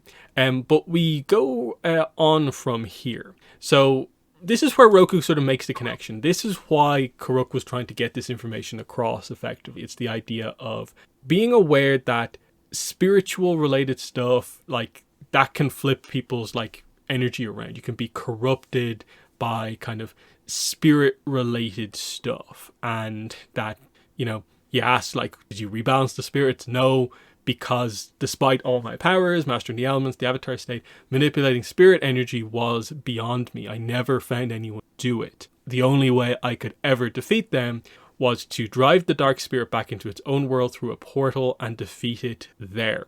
And Roku initially thinks, and this could have been an interesting plot by itself, is it the same dark spirit that's returned to the human world, and somehow the poison is kind of related to this in a way? Like, are they trying to set up the idea that, like, the dark spirit made the Lombok Island or this devastating spirit poison or something like that?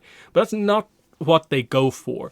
And it's more so just the idea that this ore basically does the same thing as a poison that this spirit does to spirits. That it's a poison that flips your energy around and doesn't just, like, poison kill you, and that's the connection here. So you look back at the whole Roku Karuk connection, and I think the most obvious comparison is that this is meant to be like Aang trying to communicate to Korra about the bloodbenders. Like, it's a little bit more like, I'll show you a vision without really clearly saying what exactly it's about.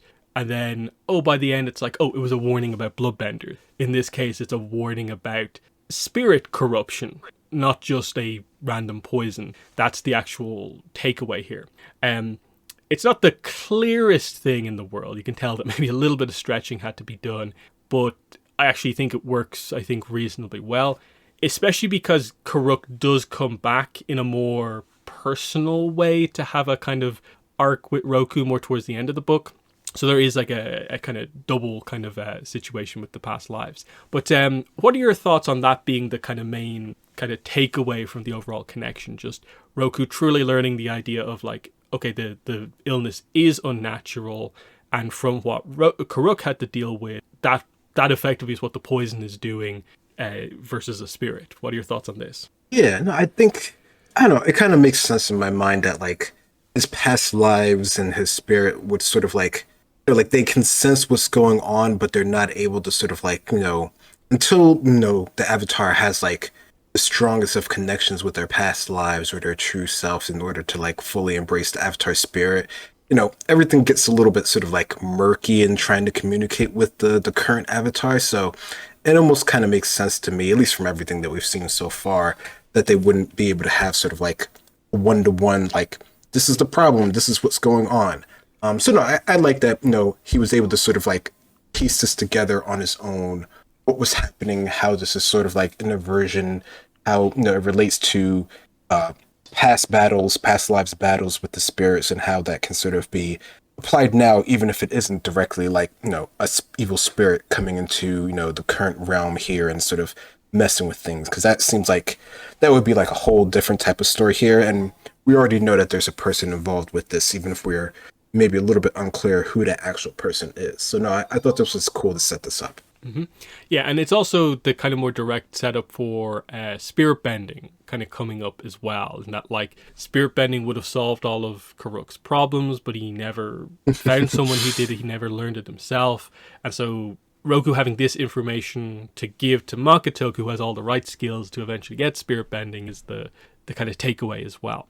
But anyway, he comes out of the vision, so he's back in his body, and Makatoku's not there anymore, which is kind of weird. Then he turns around and it's Gyatso, and he quickly realizes Gyatso's acting weird. Gyatso was infected and basically begins to attack. He sends him flying through a wall.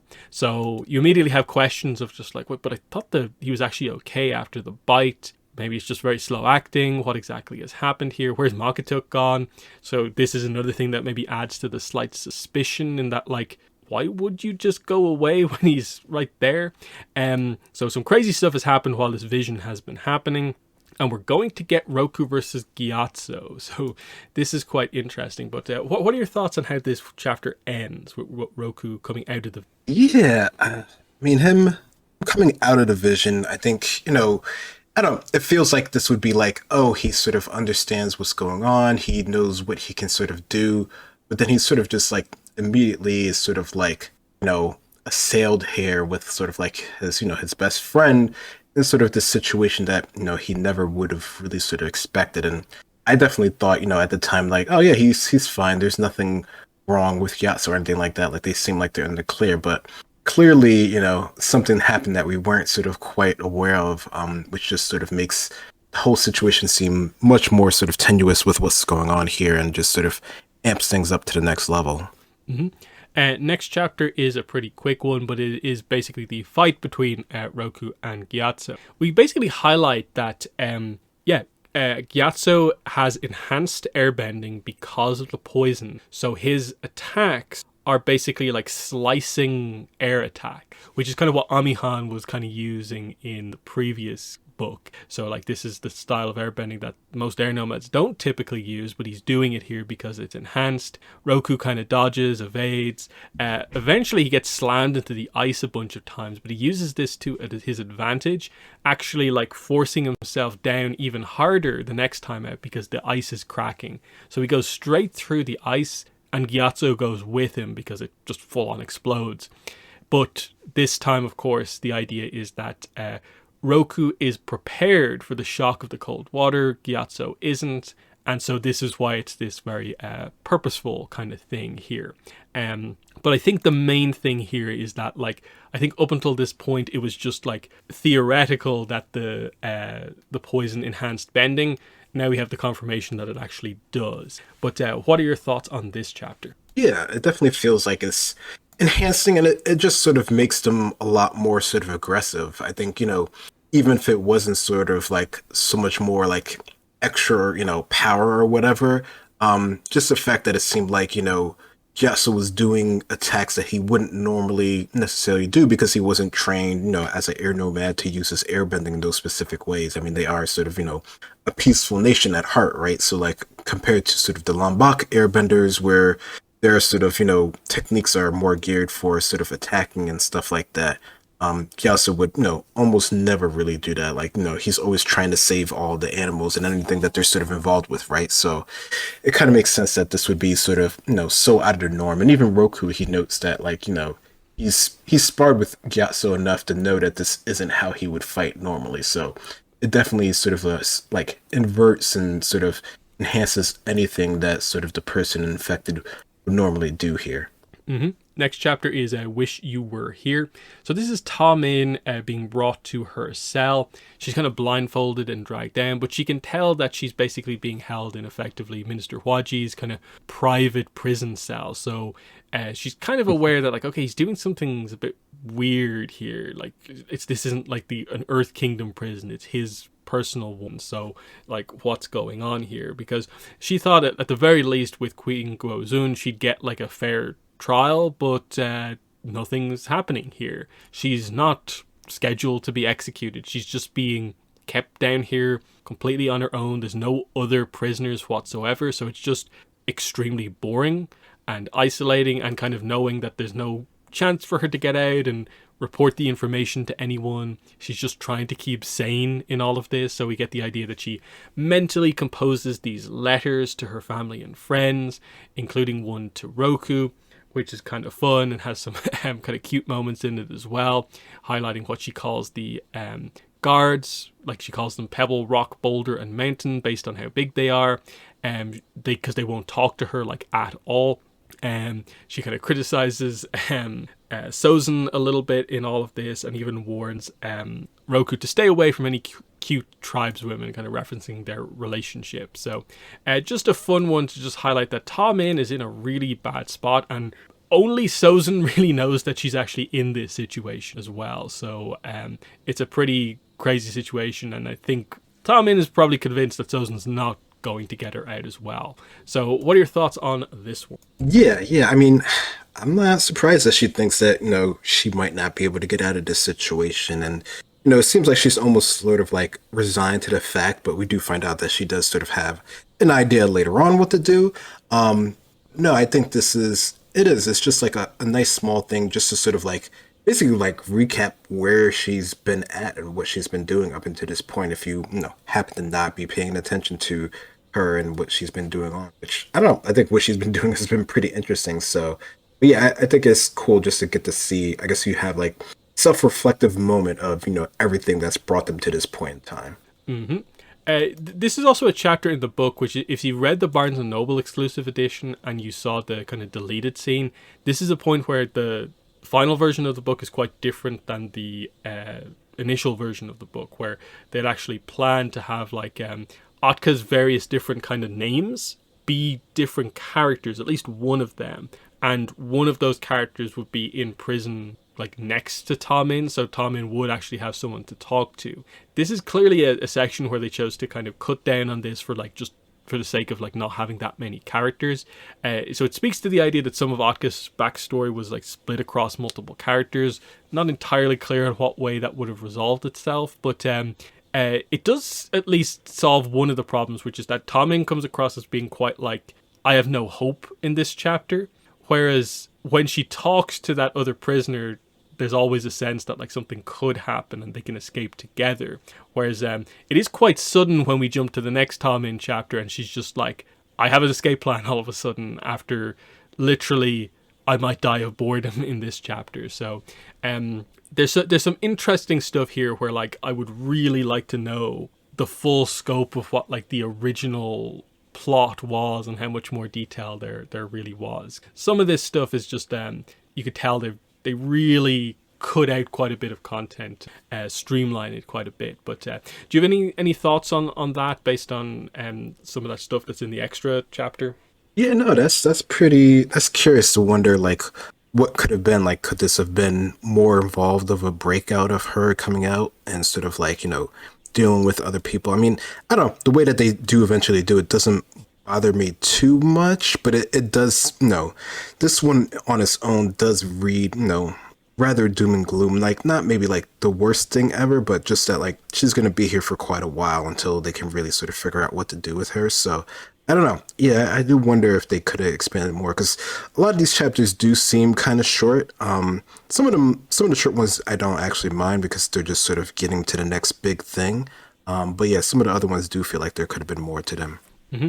Next chapter is Living Light. So we're back with Roku. So he's ready for the water. Gyatso isn't. So he's able to kind of make all of that happen. I think they basically say like this is where he kind of does a little bit of water bending for the first time theoretically. But they don't really focus on it kind of all that much. But anyway, this is where like Makatuk eventually kind of comes back. And basically, okay, they have Gyatso now. Okay, he's infected. Let's use what I learned from Karuk. Use your water healing. Something has corrupted his energy, inverted it. Maybe you can purify his chi, return it to its original state, bring him back into balance. Makatuk has some doubts about this. Is that even healing? Is it even possible? He's confident, you can do this. And so we do see her basically perform spirit bending here. We get the idea. She pulls streams of water out. She weaves them in the air. She creates these kind of ropes of water. They flow and coil around his body. And we see the color go from kind of blue-white of healing, and then it changes to gold. And this seems to kind of fix things. So she spirit bends Gyatso, and the effect it has, of course, it shifts the corruption. That's what spirit bending does in the first place. It takes you from a spirit from dark to light, and in this case it's taking the sort of poison affecting his energy from dark to light as well.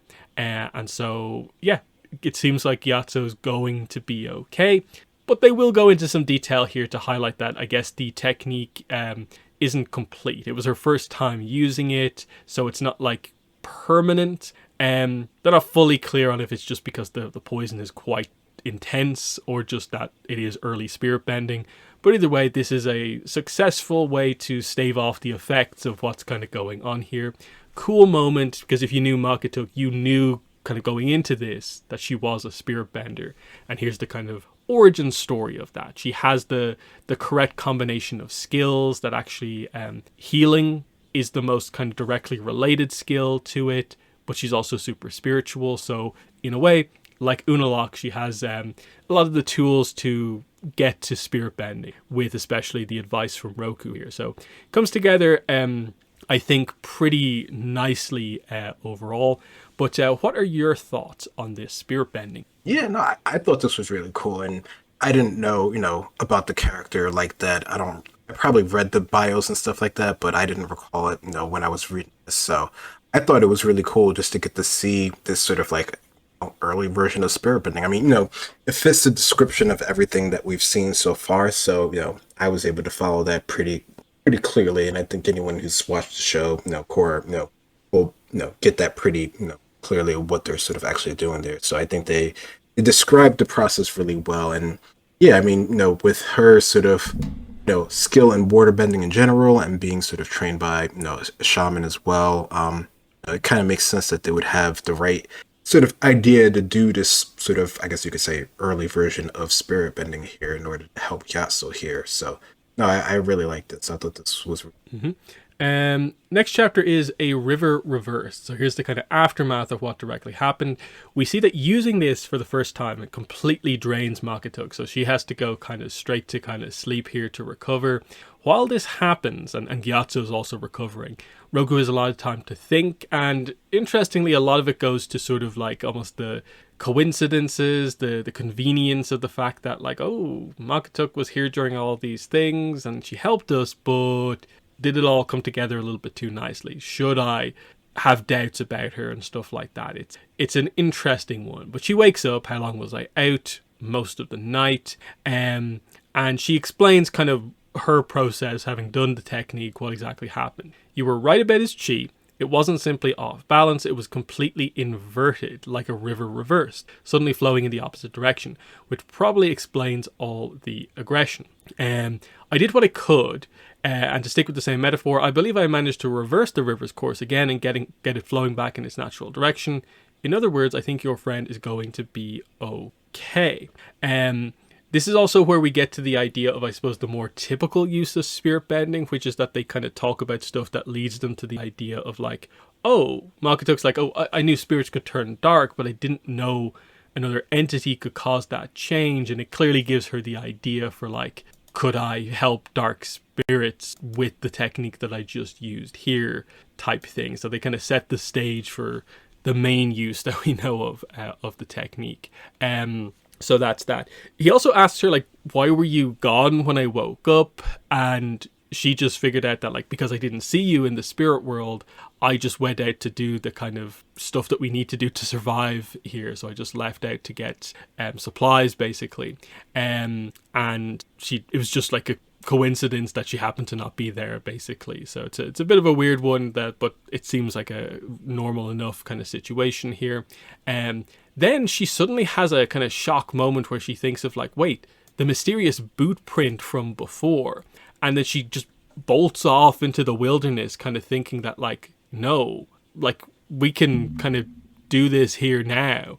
It's quite interesting. There's a little bit of a discussion directly before this about just the way that chi can impact kind of you, and they bring up like chi blocking and stuff like this. There's also a reference to from the RPG as well, Sister Ryoshan here with the air nun that Roku knows, and who also knows chi blocking, which is the character Zaysan will soon have a romantic relationship with in the future, with the whole Fire and Air Center for Learning and how she will become involved in air nomad related stuff. So subtle setup there for Sister Ryoshan. But yeah, that's the situation here. It's this idea of, does Roku stay with Gyatso or follow Makatuk to wherever she's going off to, potentially tracking down Otka, as we know, but they don't know about. So some quite interesting stuff in this one in the aftermath of spirit bending. But what are your thoughts on what happens here? Yeah, I mean, I think I like, the sort of breakdown of the river reversed. I think, I'm sort of basically like, inventing and understanding the idea of spirit bending. I thought that was a pretty sort of like, apt description of the whole sort of situation that they were going on here. And I don't know, I think, a lot of it, I guess you could see from, Roku's perspective, how it could seem sort of like a coincidence that things are sort of happening and laying out, but it definitely could be just sort of like situational, that things are just sort of lining up in this sort of way here. And yeah, there is sort of a gap there, but not everyone tells you everything that happens, throughout their whole sort of life here. That was really just them sort of, Makatuk telling like one bit of their story just to sort of, have them sort of understand where she sort of came from. So yeah, there is the gap there, but is there necessarily something, nefarious in that sort of gap there? Maybe, maybe not, probably not, if they weren't in such a sort of like heightened sort of situation here. So, sort of tenseness of things, definitely doesn't help, what they're sort of going through here. And it does almost seem sort of like somewhat random that, Makatuk was sort of like run out and sort of, figure out sort of the understanding of the one sort of clue that they sort of saw, or that they particularly saw, because, they're the one who have the sort of like ability to sort of understand the North, because that's where they're sort of from here. So I don't know. I guess I could kind of see sort of Roku's doubts, if you're really trying to sort of look at them. So, no. Yeah, like the only real mistake Makatuk makes is, I suppose, she's so used to being on her own, she just kind of like does things when, as part of a group, she should probably be like, oh, I'm going to do this. Yeah. Especially when she kind of knows they don't fully trust her, but, you know, uh, that's that. Next chapter is called Justice. So we're back with an Otka chapter here. And this one's quite interesting because we, of course, know like Makatuk's on her trail, basically. And we kind of get that from her kind of point of view here. She's sitting in her cave, which is, of course, nearby to where kind of Team Avatar is. She's confident that they won't, the Avatar wouldn't leave his friend anytime soon. And yeah, this is where we get this backstory. It's presented like very suddenly, all at once, not a lot of detail. They're just like, here's her backstory, like all at once. Everything she had worked for over the last several years was coming to fruition. Leaving her home, changing her name and her past, forsaking all the skills she'd learned as a healer to study poisoncraft, refining those skills underground in the tunnels and aqueducts that wound through the mountain beneath Omashu, ridding the city of its scorpion rats so effectively that she finally caught the pompous Minister Hwaji's attention, ridding him of his rivals and perceived enemies until she gained his trust. And one day, he asked what kind of death she might create with the rarest mineral in the world, experimenting with that mineral in this cursed frozen wasteland where nobody would know what she was up to, tweaking and refining it over the course of months, testing it against the new Avatar. And last night it had worked. The Avatar's friend had eaten the fermented sea cucumber she'd poisoned, and it corrupted his energy and possessed him with such wild fury that he'd nearly killed the Avatar. Now she only had to infect enough benders as she had wolves, and there was nothing anyone could do about it, not even Roku. The minister had told her to send the recipe the moment it was ready, and she would do that, but first her revenge. And so she's very quickly, immediately planning to head for Agna Kel-A when Makatuk walks into her cave.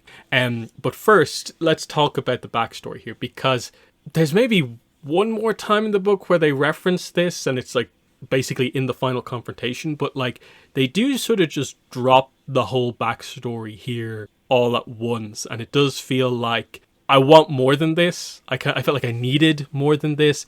What's here is fine. It definitely makes sense, but it's really clear at this point that there was like so much more to this. Like the whole scorpion rats thing. They tell that story kind of like in full in the deleted scene.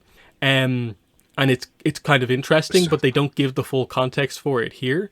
So there's definitely just a thing where like I feel they made a decision to kind of change some stuff with this book, and they just cut out way too much and didn't put enough back in, because I think this just feels a little light, but there's like tons of potential. But what are your thoughts on the backstory presented here in this kind of 2 paragraphs kind of covering the whole thing? Yeah, I wonder about that. I mean, what's here, it seems like they have, vendetta enough to sort of want, sort of like, in their mindset at least, to want everyone to sort of suffer for what they've suffered, right? Like that's the idea of their sort of justice, their vengeance here. So at the core of it, I think, it's fine enough. It does seem like it is sort of maybe a bit sort of abrupt, but I guess sort of they're leaning into the idea that Makatuk, sort of abruptly left, Roku and Gyatso to sort of, follow this trail, right? So they're trying to sort of like, I don't know, keep that sort of like high energy up in terms of like, moving the story forward and things like that. So I guess that part sort of kind of flows together, even if they do take like a little bit of a step away to sort of, explain, our villain's sort of reasoning here. So I don't know. I mean, it definitely does seem like, there could be a whole sort of like extra story of how they were able to sort of get sort of, in favor with the official in order to get them to the point where they were like, trusted enough in order to get the Lombok material. And even just the whole idea of the Lombok material, like there's a story in that they could tell of like them getting it back to the Earth Kingdom and sort of, figuring out that it can do things with it. So like, there's plenty of like, stories, other places where they can fit things in there. I don't know if I'm as curious enough about Akka to really want to know her whole sort of, thing and stuff like that, because she is sort of like just here for this issue and then she's basically gone. But no, it definitely is a quick way to sort of be like, okay, there's a reason for them being evil. Yeah, it's one of those ones where like there's just some parts of this that it feels like why is this here if there's no information? Like the whole changing her name in her past. And then, as we'll get into in, like, I think literally it's the next paragraph, like, my name is Atka, or Nightshade, or Kadra, or a few others. It depends on who's asking. Like, it's that stuff is in the book as we have it is kind of irrelevant because you get no context, like, whatsoever on, like, why is that the case? You understand, I think, with the way she's presented, like, okay, she's left her original name behind and now goes by a different name. That's fine because she doesn't want to, like, fully embody who she was before when she had all the people she cared about around her. But the multiple extra names is a bit odd, where they're clearly going for the idea of, like, I guess she had an original name from the context of the extra chapter from the deleted scene. Kadra was the sort of underground, Mashu, but I think in the deleted scene it's actually underground in Bossing Say because it's a separate character. That was the whole Kadra situation. And then the rest of it, like Nightshade, like, I suppose you get the idea that that feels like the name of, like, an assassin poisoner, but, like, okay, I sort of get it, but yeah, just the slight lack of detail here in that, like, we never have a scene where Hwaji interacts with Atka, I think is a little bit odd. I think that context that was kind of needed. And then I think the only other thing I think I would have liked to have seen is just maybe, like, some of the stuff that happened in her past, like, from her perspective, like her experiencing, like, seeing that everyone's infected, actually showing her talking to the Northern Water Tribe chief, actually seeing that scene play out, just to hit home what she later does in the book, and it kind of even stronger, to kind of show what he said, why it affected her so much that she went to do all of this stuff, to really get that across. I get, like, they always, of course, are going to want to get across the idea that this is a villain.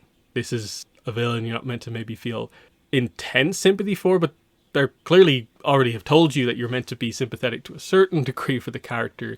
And it just would have been, I think, nice to kind of push that, like, a little bit more. And it just feels like there was clearly a full backstory, I think, plotted out for the character. And I don't like that they settled on just, like, here's, like, 3 bullet points, basically. But I still like Atka as a character overall. I just, a little bit more detail, I think, would have really helped overall. But we'll move on.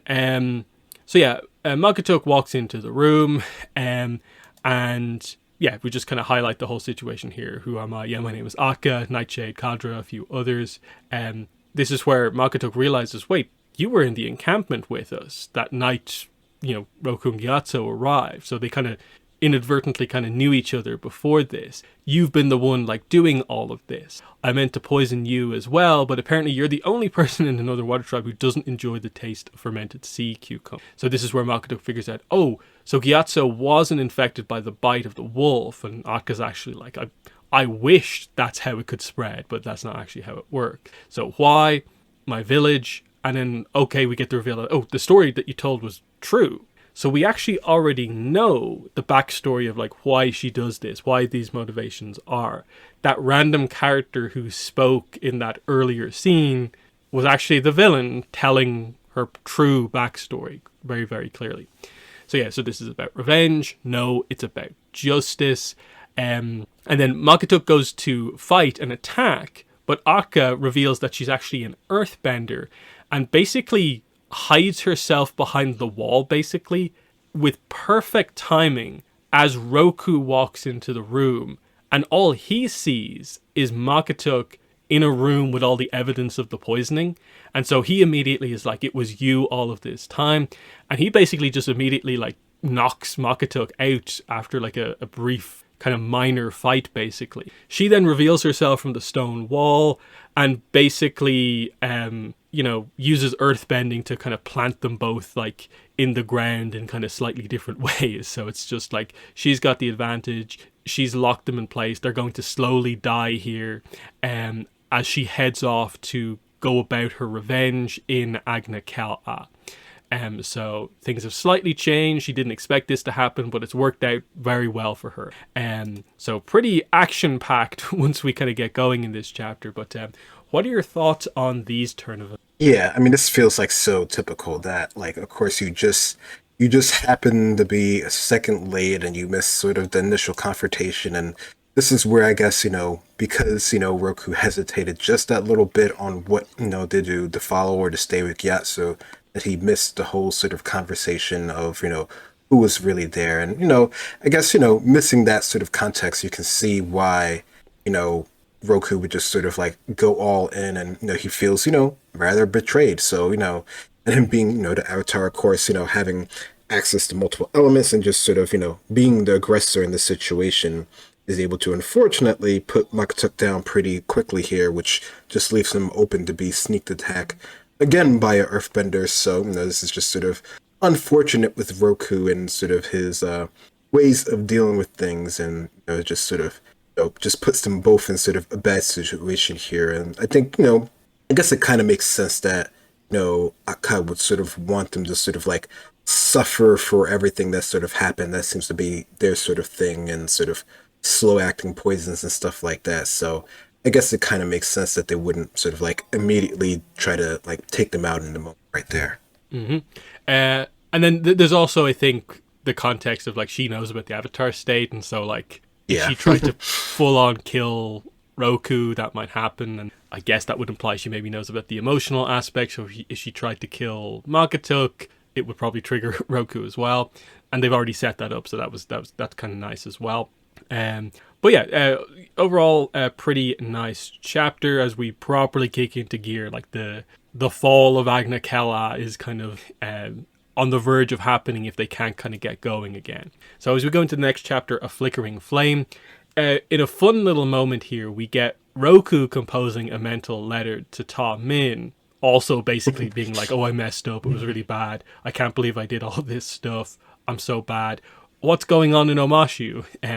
So it's a cool kind of echo of that situation. But anyway, they both kind of wake up again. He immediately apologizes to Makatuk.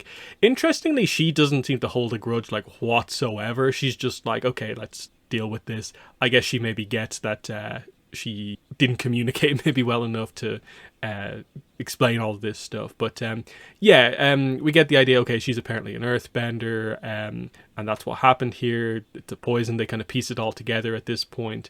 And then they're in a situation enough where it's kind of like, okay, none of us can do a ton of bending, but you at least can kind of like use your mouth to do some bending. What can you actually do? And so they kind of come up with this plan for like, okay, if you can use your kind of airbending breath and also your fire breath, maybe you can heat, kind of stress the earth and get me out. And they actually do kind of manage to do that after there's a fun little kind of story about like how kind of Roku kind of came up with this idea that's kind of nice, but this ends up working after they do it a few times, and then once Makatuk is slightly free, she's then able to bring her bending into play, and they both get out kind of pretty quickly. And so yeah, they're back on the trail again, not having lost that much time overall. So yeah, a chapter mostly about the kind of clever use of kind of two elements to get a nice effect, because even though Roku doesn't have like a block with earthbending, he only did it once before in like an Avatar State-esque moment, and he hasn't done his training yet. So this is how you break through the earth. Pretty fun. But what are your thoughts on this one? Yeah, no, I mean, the letter part is nice. I think, like you said before, that's just like a nice echo. And the fact that they're both doing it, I think that just, I don't know, maybe it's just like a key in the show, how much they should be together in the end, which is what we know happens eventually. But yeah, overall, I mean, I think it's cool seeing Roku, and we've seen this done, before in this book, just like sort of using a combination of elements to create another effect that you wouldn't normally be able to do. So I like that they're able to use their sort of bending in this sort of like, creative sort of like problem solving, basically like, okay, we can't do earth bending, but we can do these two other things that can kind of equal earth bending, or do these two other things that will sort of like equal, water bending. So I think, I don't know, it's cool to see it getting used in these sort of creative situations, even if it is a pretty sort of like dire situation that, normally they probably, if they had full use of any one particular bending, they could have, figured it out pretty easily. But because they're sort of in this situation, they have to think a little bit sort of different. So I don't know, I think it's a good use of bending that we, wouldn't typically see. Mm-hmm. Next chapter is Clarity. So, they go back to find that Gyatso is still fine. He's just asleep. And the plan now is, okay, what do we do? Kind of, do we go right now? Roku wants to kind of charge out immediately, but this kind of creates a little bit of a situation where he has to kind of trust Makatuk. Makatuk is basically like, she doesn't know the area as well. Like, the weather is really, really bad. She won't make much progress. It's better to kind of wait until it's clear. Then we can go and catch up to her, and we really won't have lost that much time. We won't be that far behind her.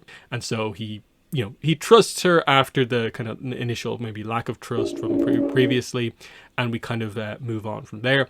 They get back to Gyatso. He wakes up. He gets the reveal about like, I was infected, you kind of beat me type thing. They kind of go back and forth about this. He apologizes to Makatuk, and again, she doesn't seem to have any issues about that.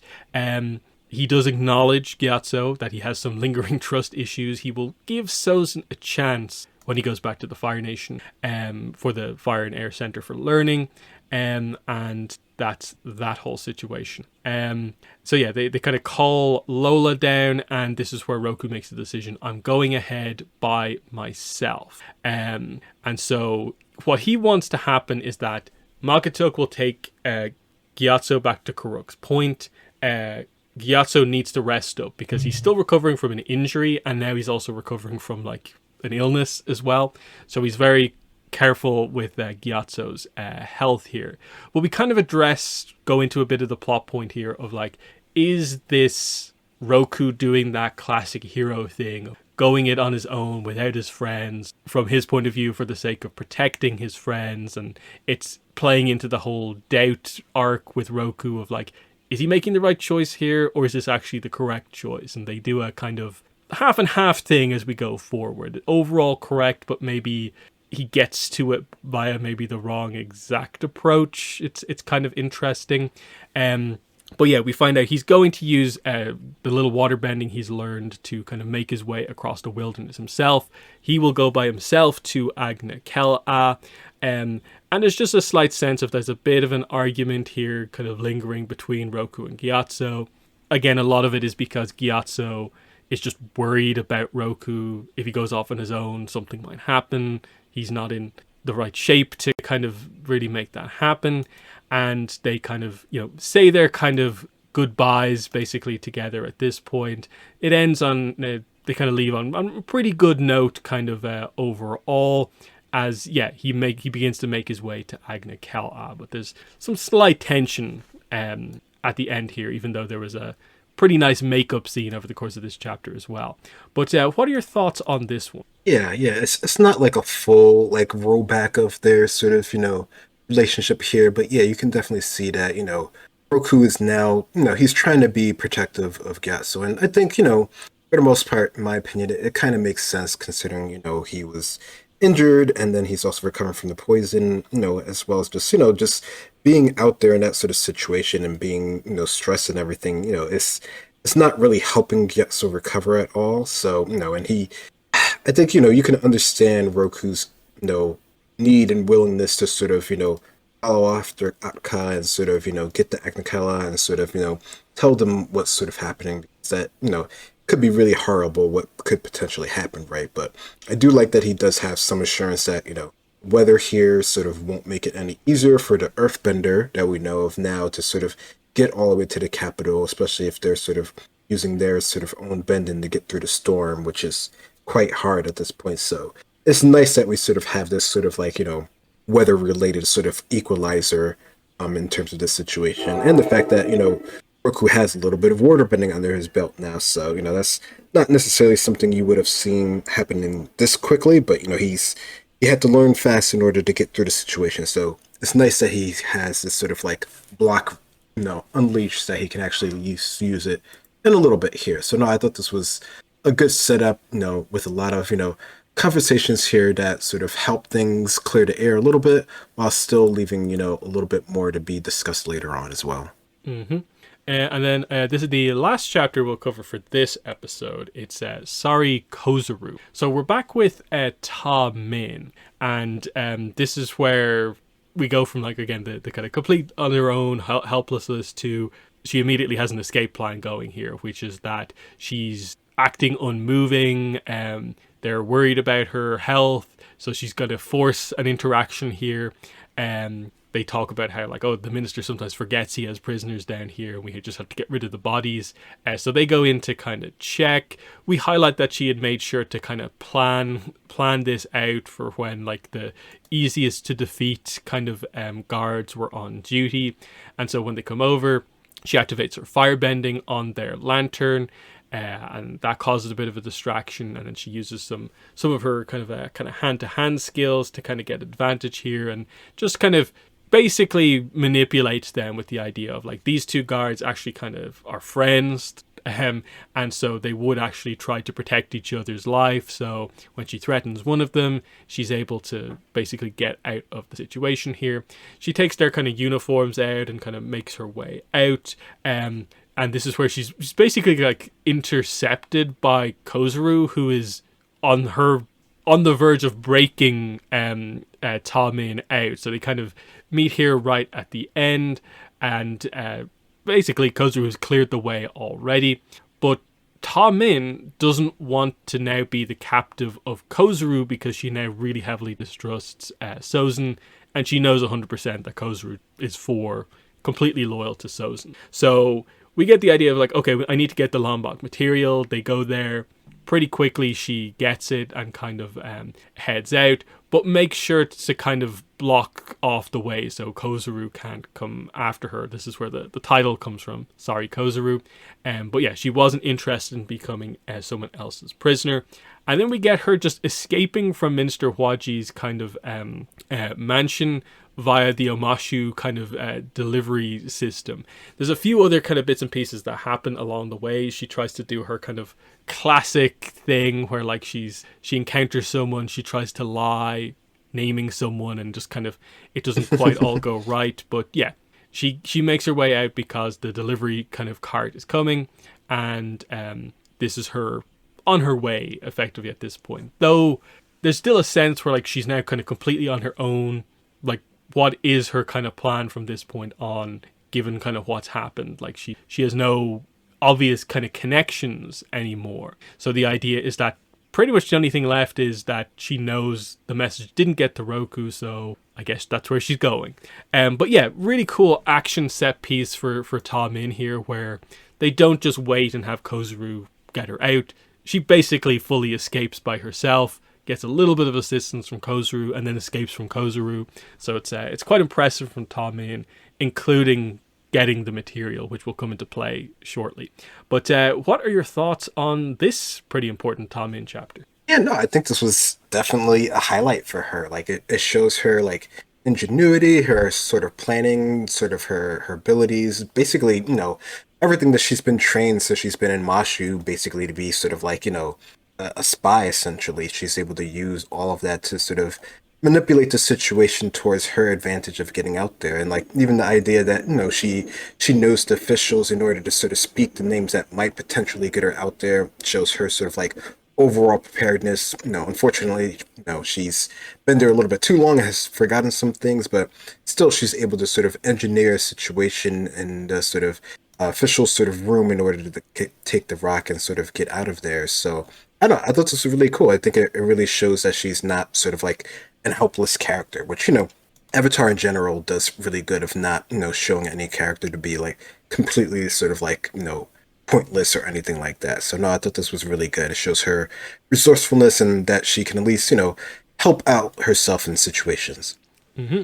So that brings us to the 2/3 of the way through the book, and interestingly, this kind of stops at least Roku's plot at this kind of pretty exact point where like the final third of the book for Roku is kind of somewhat different than the rest, because now he has this journey to Agna-Kela. Then we get quite a bit of time in Agna-Kela because as we saw from the whole book up to now, Atka isn't a just like get there, immediately do something type character. She drags it out, waits for her right opportunity, and so there's this kind of tense stuff, but it also allows us to actually get a chance to actually see Agna-Kela, and that everything that they've been criticizing it for, he kind of gets to see it up close. You get to meet Chief Tigua, which is actually quite interesting, as we'll get into. So there's still quite a bit of stuff to happen here, but it's interesting that the book feels kind of a little bit different going into the final third. But just I suppose, what are your final thoughts kind of heading into that last section? Yeah, no, I think it definitely has sort of ramped up things, which kind of makes sense. Like, this would be the point where we're starting to see how things might potentially play out. Like, we're going to see that we're actually going to have a conflict with most of our characters here, and like they know all the bits and pieces and who's sort of behind things. It's just now we're dealing with actually having to confront things, right? So no, I think this was a good way to sort of, push the story forward and to show that, this is where we're going to see what the resolution of everything actually is. Mm-hmm. So yeah, that's 2/3 through The Awakening of Roku. On the next podcast, we'll do the final third, and hopefully we'll have some pretty big news, but also not really sure. I'm more guessing that maybe next time out we might have maybe Netflix Avatar Season 2 news, but who knows? It's impossible to predict these days. Like, we didn't call the cruise screening and that whole situation. We didn't call the Target t-shirt leak. Who knows what will happen next time? Right? No. We just can never predict what they're going to do with this franchise. But yeah, that has been episode 302 of the Avatar Online podcast. This has been myself and Greg. Thanks for listening, and bye. Bye.